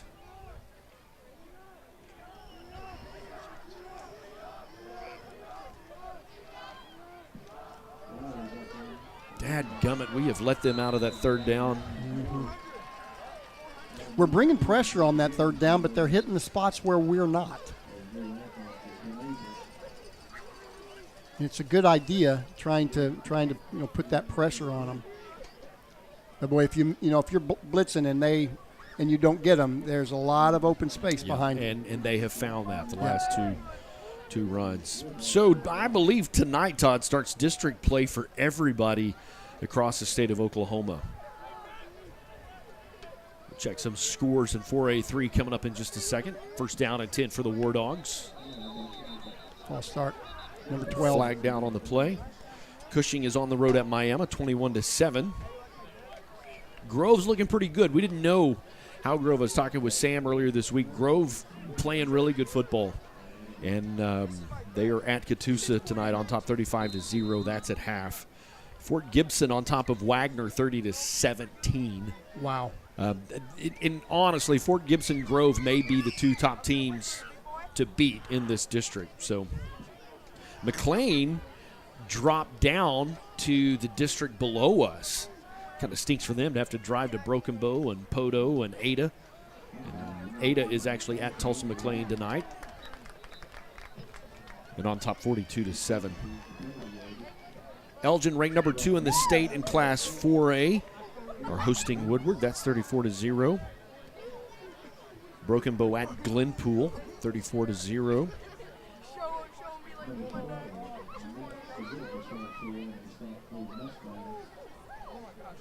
Just a couple of 4A scores. Kind of look at some of the other Tulsa area schools that folks certainly recognize their name. I know Sand Springs tonight was at Bartlesville. Okay, here we go again. 3rd and long. Another 3rd down and long situation. They're down about 7. 37-0 at half. The Sandites on top of the Bartlesville Bruins. Stillwater's playing good ball. Man, they're playing good ball. At Eisenhower, but they're number 1 in 6A2, 54-0 at half. Choctaw usually makes some noise in 6A2. Did you ever call a Choctaw game? Do you ever get that far over when you were? I did not. Yep. No, I did not. All right, 3rd down and long for this Mustang defense.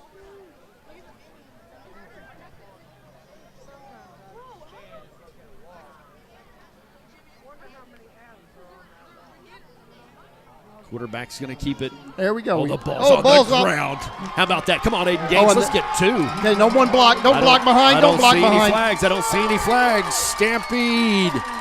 Touchdown. Excellent. 2 defensive touchdowns on the night for the Mustangs. Yes. Yes. Well, those are the plays as coaches are saying, don't hit anybody in the back. Don't hit anybody in the back, especially when the ball is about 20 yards ahead of you. Man, he has had himself a night.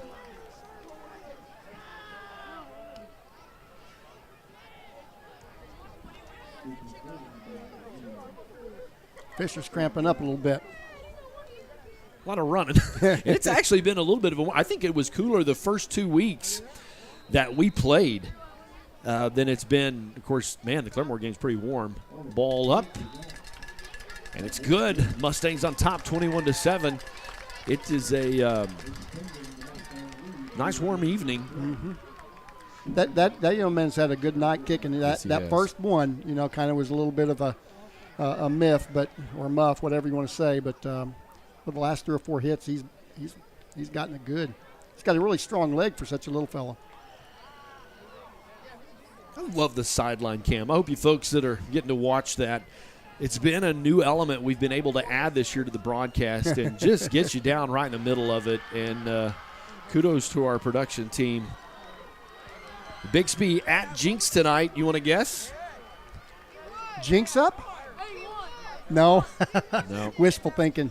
Yep, that's number 1, number 2 in 6A1. It's 38-28, Bigsby on Okay. top. Okay. Man, I'm not so sure Bigsby wouldn't beat Oklahoma State. And I'm an OSU guy. Oh, man. Oh, man. Yeah, they are. They've had a rough week, haven't they? It's been a rough week, yeah.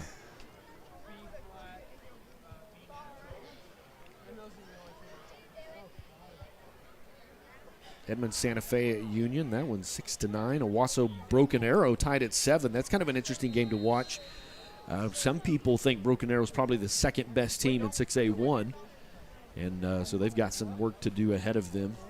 You ever been to that stadium? In Broken Arrow? Yeah. No, I never have.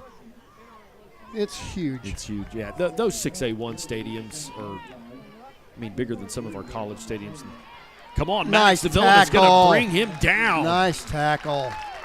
Great job. We're going to say he got forward momentum up to about the 18-yard line.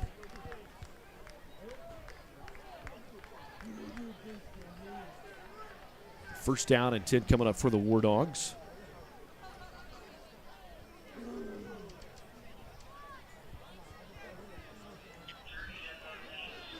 Tomorrow is the Stallion Battalion Invitational. Bands from really all over. We sometimes have bands from Kansas, which is not that far of a drive. Sometimes bands from Missouri will come. And I'll tell you what's really fun to come for the finals of an evening. They let bands march all day long, and then they will take, I believe, the top 10, and then they recompete, like new scores, new everything. Handoff up the right side. Now those linebackers filled the gaps right then. That was a great play. Evers in there and Guerin in there. Really good play. Going to bring up second down and 10, so they're going to say no gain on the play. Man, third downs tonight, Todd, have just been the kind of the Achilles heel. I would imagine this week that they will drill in a little bit to just working on that. Cody Gilmore, our defensive coordinator. Man, there's several times tonight you had Miami right where you wanted them, and a quarterback keeper or a running back was able to break through. Good pressure. Yeah, there's flags flying. I think everybody threw every flag they had.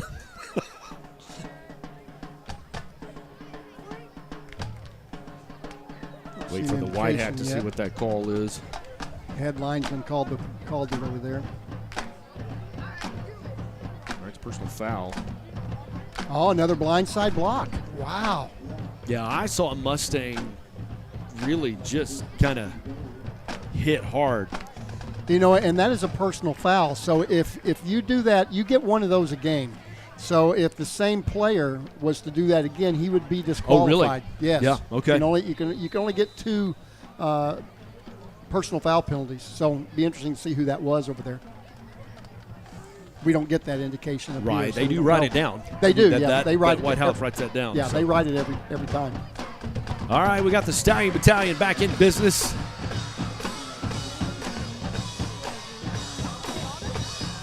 Man, those third downs just cook our lunch. Back to a 3rd and 10, though. 3rd down and 10. Oh, that's right. That was 3rd down. And that was a half the distance penalty. Okay. So, yeah. Probably was about an 8-yarder, maybe. So it's back to 3rd down and 10. Clock ticking away as we're about 50 seconds away from going into the 4th quarter with a 14-point lead.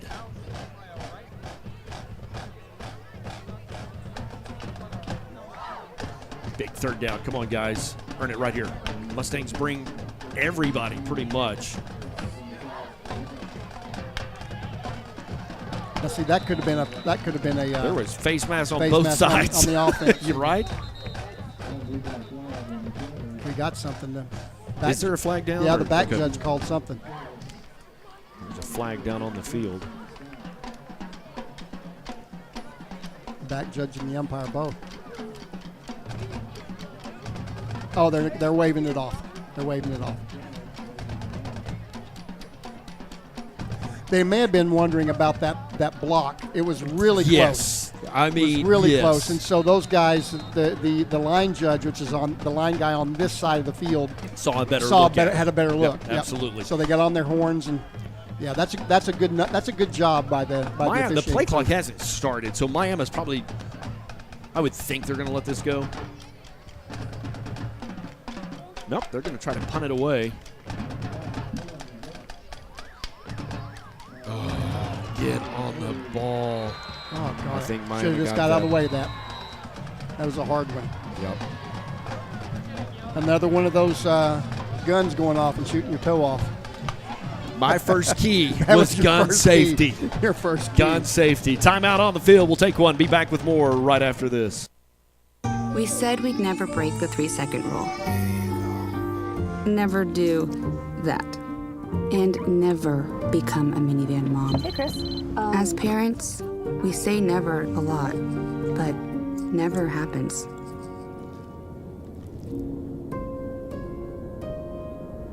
So when you say you'd never leave your child in a hot car, know it can happen. Before you leave the car, always stop, look, lock. What does strength look like? It's building something that lasts. It's working hard to make good things happen and being there for others. To us, it looks a whole lot like you. Armstrong Bank. Strength runs in our family. Going into the fourth quarter, Mustangs. Defense got to come back out and get the job done. And here, kind of sometimes this emotionally takes a toll. Right, it does. You had them stopped. You were getting the ball, and now they're in better field position than they were. It's better than completing a first down. Right. Yeah, you gotta throw that out though as a defense and just hammer down. Nice tackle. So the turnovers have Tucker. tipped the way of Miami. The Mustangs have turned it over twice tonight. Miami's turned it over once. And good tackle by Tucker Rogers. Gain of 1 for the Wardogs. 2nd down and 9. And the Mustang defense has done a really good job on 1st and 2nd down. They have. They have been real. You've had them in 3rd down and long several times tonight. John will have that stat. We'll get that here in a minute. 3rd down conversions. Because it's going to be up there. It's going to be up there.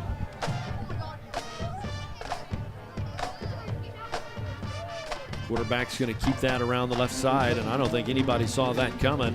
I believe there's going to be enough for a Miami 1st down and 10.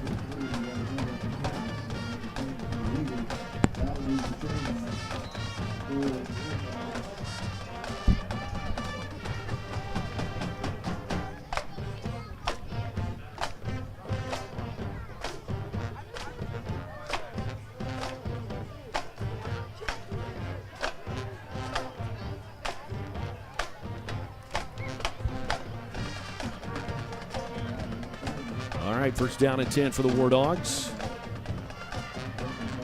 And I almost felt when they got the turnover, almost felt that it was just kind of took the breath out of your lungs as a defense. Yeah. So this is when you got to dig deep and just say, you know what, I'm not gonna let that affect the rest of the game. I'm gonna stick to it, stick to the game plan, because they played well as a defense. Played well, absolutely.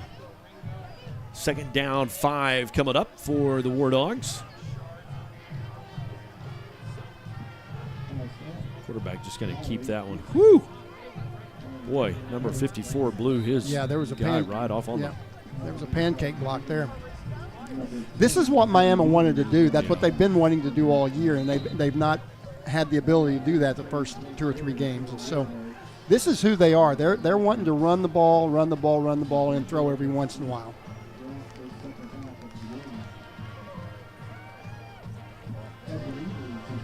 All right. 1st and 10. New back end for the Wardogs. Number 5, Garland. Going to pick up about 4, bring up 2nd down and 6. Clock ticking away. Mustangs would like to, if you're going to be down there, let it burn a lot of time off that clock. Right. These 2 quarterbacks, they've been having a 2-quarterback system. Right. This kid seems to be the one that they're moving the ball the most on. Absolutely. 25 jumped a little bit early. Uh-oh. He's going to. All right. Came out of his stance just a half second too early, but they'll let it go. Wardogs will put 6 more on the board. Man, we talked about it both offensive and defensive side of the ball. You got to play smart, got to play smart, got to play smart. And you still have the lead. I don't know that you've got the momentum. No, I don't think we do. But you've got to come out and get some first downs. You need to burn significant time off that clock. And score. And score.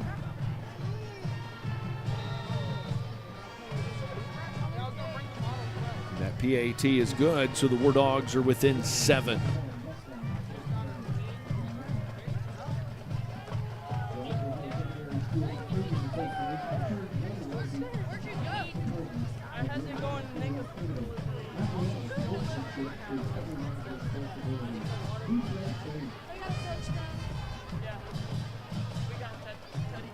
This is a big series right here.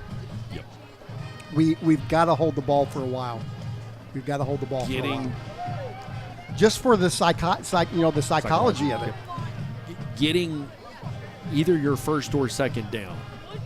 Getting significant yards so that you leave yourself in a position to get it. I mean, really, it starts with just getting that first down. It feels like when you get that first down, that cracks the code, and then the second one, the third one, and then the next thing you know, you've got a sustained drive that's going. It's, man, those first 3 plays, that's what'll get you. I'd really like to see if they can get Ben on the outside.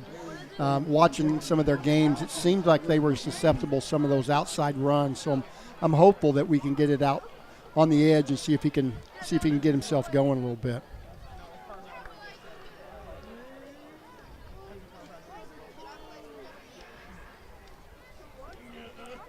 All right, Mustangs back to receive.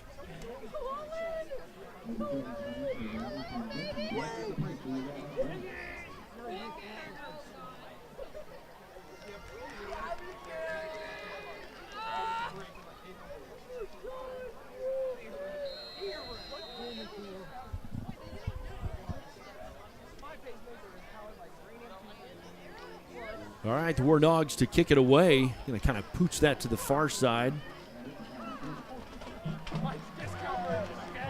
Uh-oh. He's gone. No blocks in the back. Quinteras. Don't turn around. Don't stop. Put it on the board. Stampede. Touchdown, Mustangs. No yellow flags on the field. And just like that, the momentum swing back to the side, baby. Yep, momentum switch. Now, here's what's interesting. Our defense is tired, but it's an incredible thing what momentum does, doesn't it? I mean, it makes you feel like you got a little more energy when maybe you don't. You know, that's a great play. Man, they kicked it away. They kicked it over there on purpose to kind of kick it away from Gaines. And Quinteras, man, said, I'll show you. So that'll be half the distance. I wonder if the coach would want to go for 2 or if he's just going to go ahead and line up and kick it. At this point, they're going to just take the guaranteed points. Now, you go for 2, you put some pressure on them.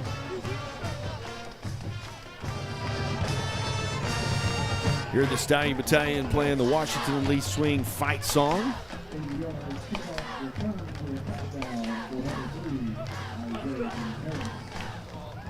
He is going to go for 2. Yep.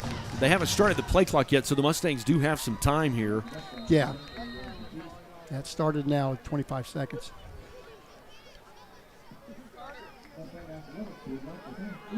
The coach gets a little bit of time to make that decision. Before they start that play clock. Yeah, yep, the officials will think it over. Yep. Mm-hmm. Nice. It's good. Good play. Good play. There's Barron again, using that size. See if I can catch that. Nope, I was too late. Dadgummit, I was trying to catch the instant replay. Oh, you missed it. I missed it. That's a good play, though. Really, really nice play. Kind of reminds you of that Tebow jump throw, you know. Absolutely. That's pretty much what that was. And to read a big target. Beat OU. Yeah, which you knew. I mean, that's the beauty of Reed as a tight end. probably the tallest kid on the field. Yep. And, man. Throw it up there and let him grab almost it. like an alley-oop in basketball. Reed's been a long-time basketball player, and so he just slam dunked the two-point conversion. The Mustangs on top, 29-14. Yeah, that's a really good play. I'm glad Coach went for let them that there. do that. Yeah. Now, you've put some pressure on Miami. I know you're back up by 2 scores, but it's almost got an exclamation point on it. Yeah, it's really 3 scores. Yeah. Really. This was a must-win in district for the Mustangs if they wanted to get themselves into postseason play picture. And, man, anything can happen in the next 8:55, so the Mustangs certainly want to play smart. Ben's done a good job on the kickoffs there. Mustangs will get him down.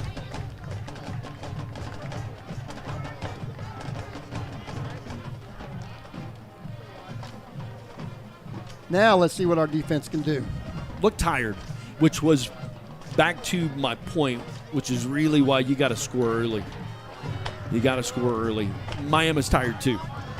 Right. Miami's tired too. And so at this point, just that health management, energy management, especially in your guys in your secondary, because, man, Miami wants to eventually throw it deep. They've not been able to do that tonight. Yeah. You would think they're going to have to at some point. But they've been running off chunks, but they just can't seem to get anything going in the end zone. It's a good thing with our defense playing really well on that. All right, it's 1st down and 10 coming up for the Wardogs. Here he wants to throw it deep. Come on. We got him. That, my friend, is a coverage sack. Fish. Nice job, Fish. Come across from that far side, really kind of his blind side. He couldn't see him coming. And, man, he closed that gap and got him down.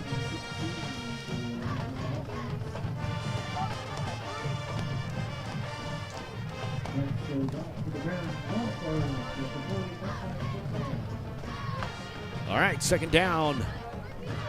16 coming up. Hand off. Number 5, the Good running tackle. back, Danique Garfield. Contreras. Get back up to inside the chains. But, again, here's that 3rd down and long that we've let them out of several times. And that clock keeps ticking. That's the best part of it all.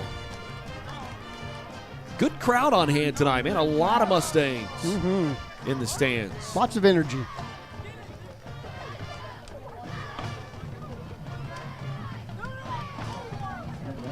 Quarterback's going to keep it. It's a small thing, but Cade, I think it was Cade, or is that whoever was playing this outside backer, he didn't make the play necessarily. It was number 15, so Little Page. He didn't make the play, but he pushed that runner inside, which is then where all of his guys were. 4th down and 4 coming up for this Mustang defense. Don't let him out, guys. Quarterback's going to keep it. Brought him down. Hey, how about that? No, he didn't get it. Yeah, I'm saying he did not get it. Here's the instant replay on the screen right in front of you. That was Maddox getting in there, wasn't it? Strong. Good hit. Just wrapped him up. Mustangs will take over 1st and 10. Whew. Yeah, that was a big one.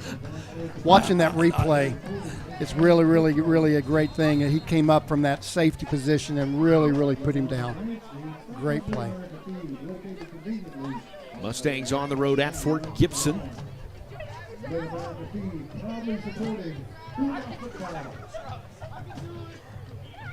Broadcast will start. All things work well. It's been an adventure this season, my friend. It has been a blast. Glad you've been along for the ride. Just not much there. Yeah, I was trying to set up that left side screen, and it just got blown up.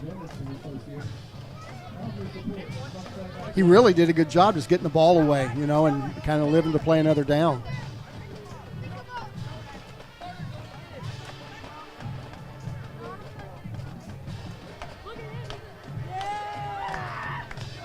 Second down and 10 for the Wardogs.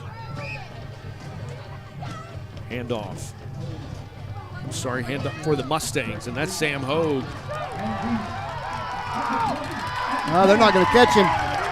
That's good. That's good. Oh, so good to see him. Man, what a cutback. Yeah. He just has got good eyes and just intuition of knowing right where to go. Glad to have him back. Boy, me too. Didn't look like he had any effects on that leg either, so because he opened it up, and that's usually where you find some injury issues kind of crop up when you start to open that stride up, and he didn't seem to have any problem. All right, Mustangs trying to get a guy off. Ball down on the way. Boy, Miami's tried to get to that.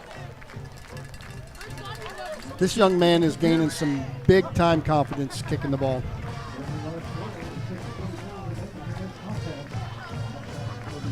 Well, there we go. We got a 22-point lead now with 6 minutes and 44 seconds left. That looks really nice on the scoreboard. Mustangs felt good coming into the night. Coaching staff felt good. And I got to tell you, other than some third down defense, they really have executed well tonight. They have. And, man, how many starters are freshmen? You had Spencer Harold, I believe at the right tackle was a starter. That's a freshman. Brock Lustig, the quarterback, is a freshman. Had 2 or 3 guys in there on defense as well.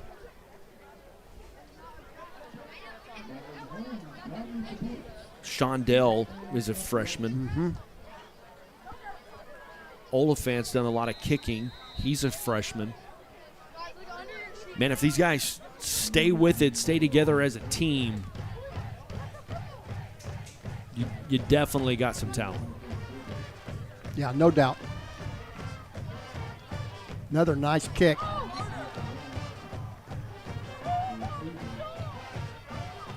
Stay in your lanes. There you go. Brought down number 12, Maddox DeVilbus. Maddox has had a great defensive night tonight. Yes, he has, and he's the one that caught that long pass, too, isn't he? But, man, he has been hitting guys. Plays that strong safety position. That's usually a hitter position, on defense. Yep.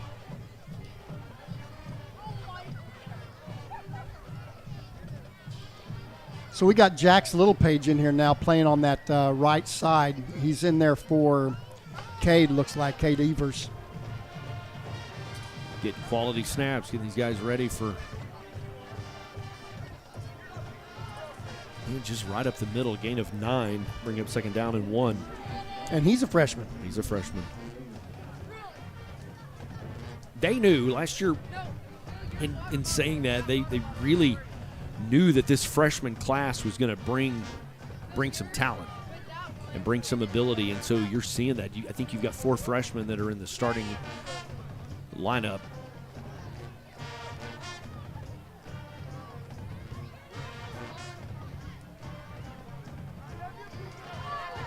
Nice play. Hooks, he was banged up earlier, but he's back on the field in great coverage. So pass is incomplete, 3rd down and 1, very short situation. I would imagine they're quarterback's just going to keep that. They've done that a lot on 3rd down.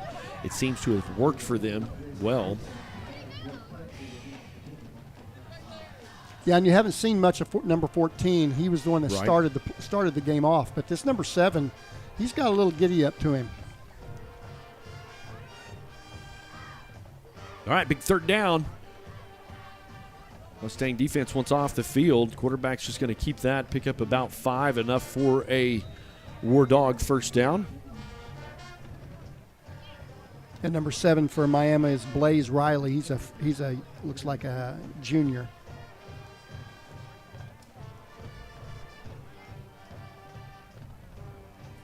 I've been impressed with him. Yes, they've got some guys. So, 5th season of broadcasting, so a lot of these names I've seen, of course, a lot of these guys are multiple sport athletes, so I see them when basketball season comes around, see them when baseball season rolls around. He's a good-looking athlete. personally, I talked earlier about this kind of sometimes is developed into a rivalry game. But as far as I'm concerned, the Miami coaches and even their athletic director, they've always been so hospitable to us. I have a good relationship with several of those guys and certainly appreciate them and just what they're trying to accomplish up there. Yeah, I believe the head coach has been there 8 years. Yeah. Well, they gave him that first down. So that'll move the chains. First down and 10 with 4:48 left to play in the ball game.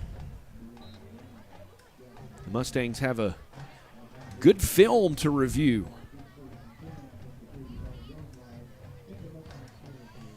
Got some sophomores making some appearances as well. Mustangs will have their homework cut out for them next week with Fort Gibson.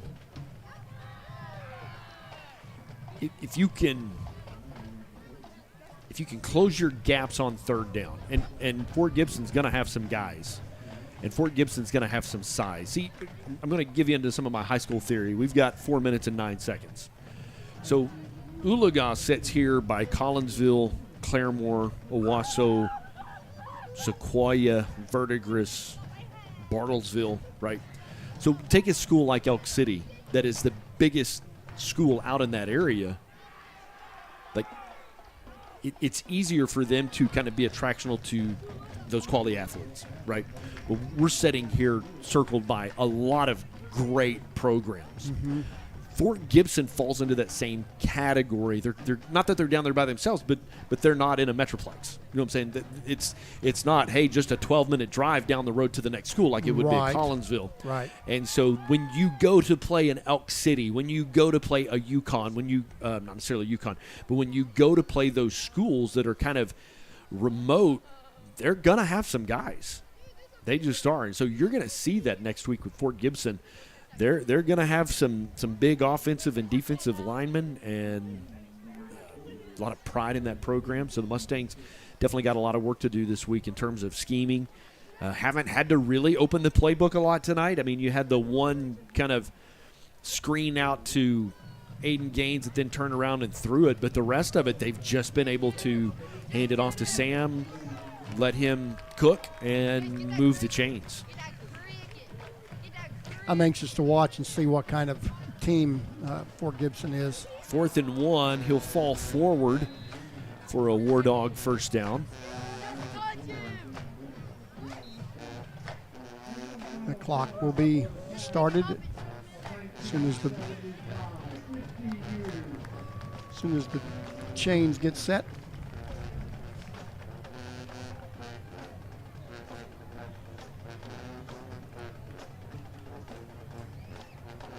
I appreciate you folks being patient with us tonight. Glad we were able to get homecoming court on the stream. Yeah, that was a really nice ceremony. He's going to remember that one in his sleep. Yep, trying to run before you catch it. He's going to, because it was all, I mean, it was in his hands. Mm-hmm. Clock will stop with 2 minutes left to go. Or you could say it's a 2-minute warning, but that's not necessarily a thing in high school football. Yeah. So you can feel the positive energy on the sideline between the band and the cheerleaders. The Mustangs celebrating a win. You kind of thought you would pick up tonight, but it's 4A football, and Miami, man, they always come to play. So really proud of this team, really proud of how they've rallied and the coaching staff. I felt like they really came with a good game plan tonight. Yes, they did. I think especially defensively, because they got them in the spots where they wanted them. It's just, finishing. Right. Yeah, you've got to close some of those lanes. Man, they've been able to gash you a little bit with some running plays and hit the dead horse one more time, especially on third downs when you had them 3rd and 5, 3rd and 6. And, man, just letting them get through those lanes. It'll be interesting to watch the video or the film because it seems to me that they're doing a lot of run blitzing. And when that happens, when you don't get it, when you don't get those holes stuffed, there's usually pretty good sized plays. And that's what we've been seeing. Correct. So let's see if they do that. Yeah, see, they're running it again. They blitz both of their linebackers. Oh, nice throw. Pitch and catch there to number 13 for the War Dogs. Kendrick Cook will put 6 on the board for Miami. I bet you going forward, number 7 is their starting quarterback. Yeah. And some of that, it takes you a couple of games to kind of see guys separate themselves a little bit. It's a tough call for a coach because you got number 14 who's a senior, and I don't know anything about these guys, but other than just watching them, the last couple of games. But when you have a junior, and at least in this game, he has been the one that's been the most productive. And it's hard for a coach, I'm sure, to have your senior. Right. Maybe he's been just really getting after it. Correct, and they bring the leadership component. They bring that little bit of maturity, but sometimes there's a guy behind you. It's just better. That just has some athleticism, able to slow the game down. Timeout on the field. We'll take one as well. We'll be back with the last 118 right after this. What does strength look like? It's building something that lasts. It's working hard to make good things happen and being there for others. To us, it looks a whole lot like you. Armstrong Bank. Strength runs in our family. What does family look like? It's time spent and memories made. It's loving someone through their ups and downs. To us, it looks a whole lot like you. Armstrong Bank. Strength runs in our family. What does strength look like? It's building something that lasts. It's working hard to make good things happen and being there for others. To us, it looks a whole lot like you. Armstrong Bank. Strength runs in our family.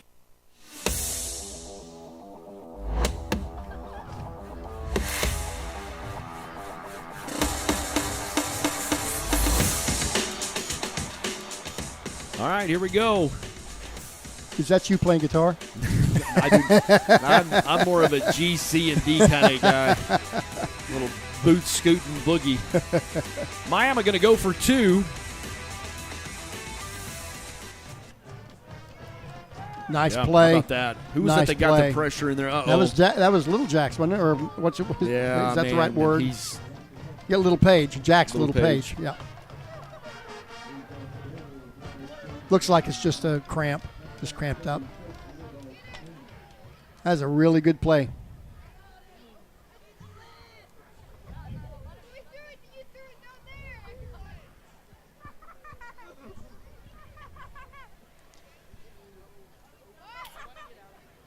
We don't have a spotter, but I'm wondering.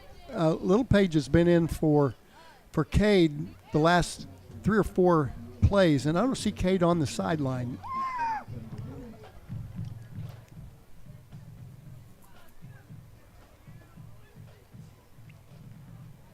I don't remember seeing him get hurt or anything.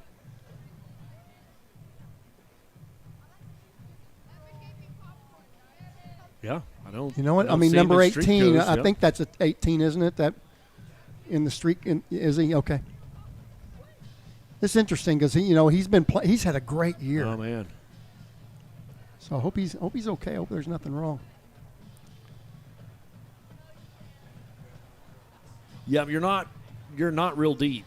You don't need the injury bug to be biting.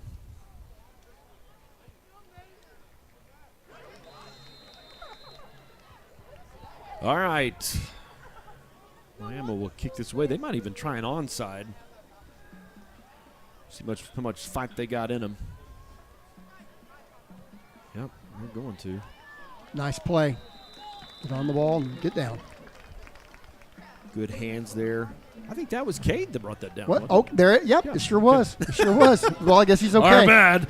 I guess he's okay. Mom, Dad, my apologies. That's Todd's fault. Mom and Dad right down there. They're gonna be okay. Maybe with the game being the way it is, coach is giving Little Page some time. You got to get measurable snaps, and some of that's just for depth. Right. Some of that is in that linebacker situation. Well, there's 4 of those guys, and so where you can rotate one in and get him some measurable snaps. Greatest formation in football. It's my favorite football formation the Mustangs have in the tool belt, and it's the victory formation. You know what's bad about that, though? That's a 4-yard loss. I know, right? Isn't that terrible? It goes in the stats. Yeah, go up under center. Yeah. Lose a yard instead of 5, so. There is about 30 seconds difference between the play clocks. The Mustangs definitely can kneel this out. And you're right. You hate that you're going to lose 8-9 yards here that's going to go against your totals. Right.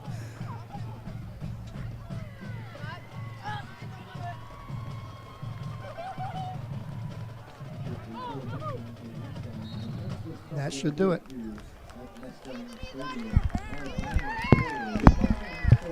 That'll do it.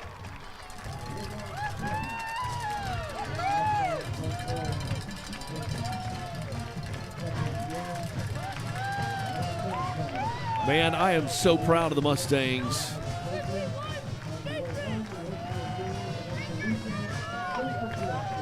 The way they have played, the way they came prepared tonight.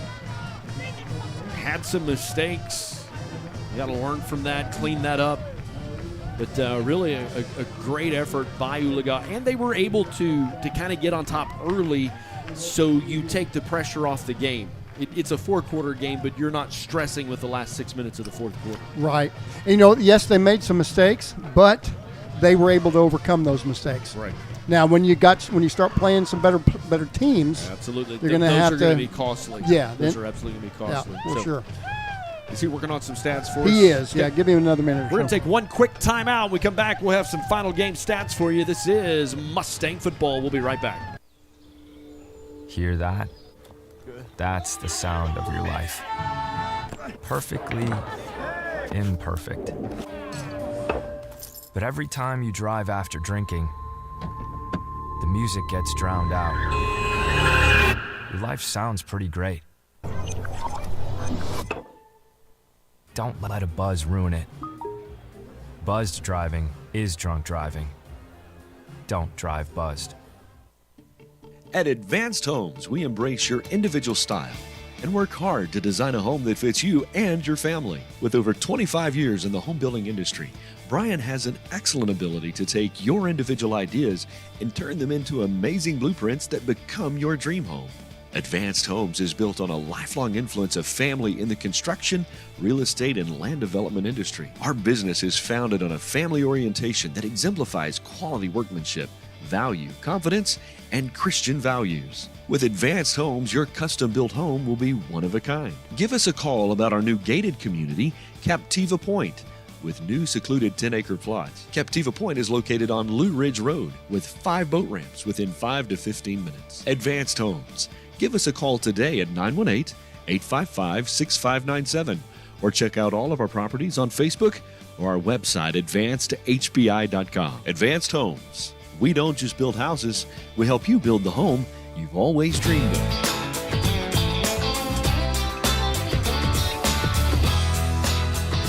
Welcome back to the Mustang postgame show. Brent Kellogg along with Todd Brock and the rest of the Mustang crew.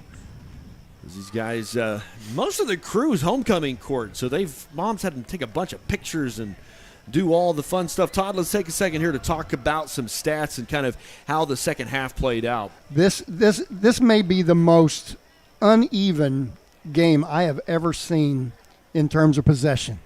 In the second half, Oologah had the ball for 4 minutes and 25 seconds. Wow.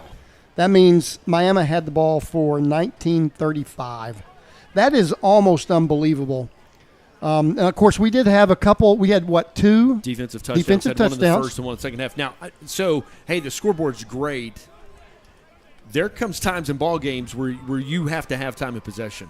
Mm-hmm. You have to keep the ball away from a Cushing. You have to keep the ball away from a Fort Gibson.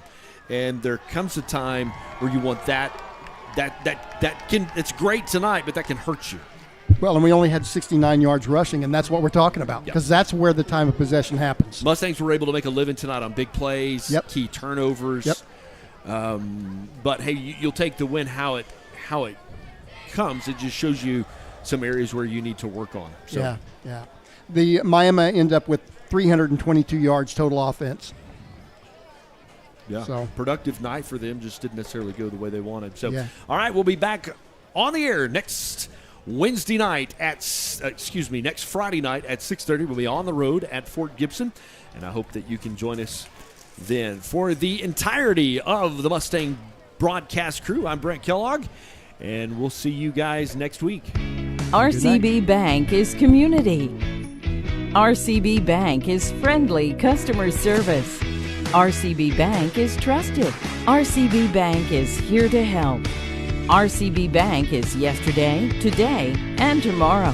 RCB Bank is everywhere you need us to be. We are RCB Bank. Open an account online today to see why our customers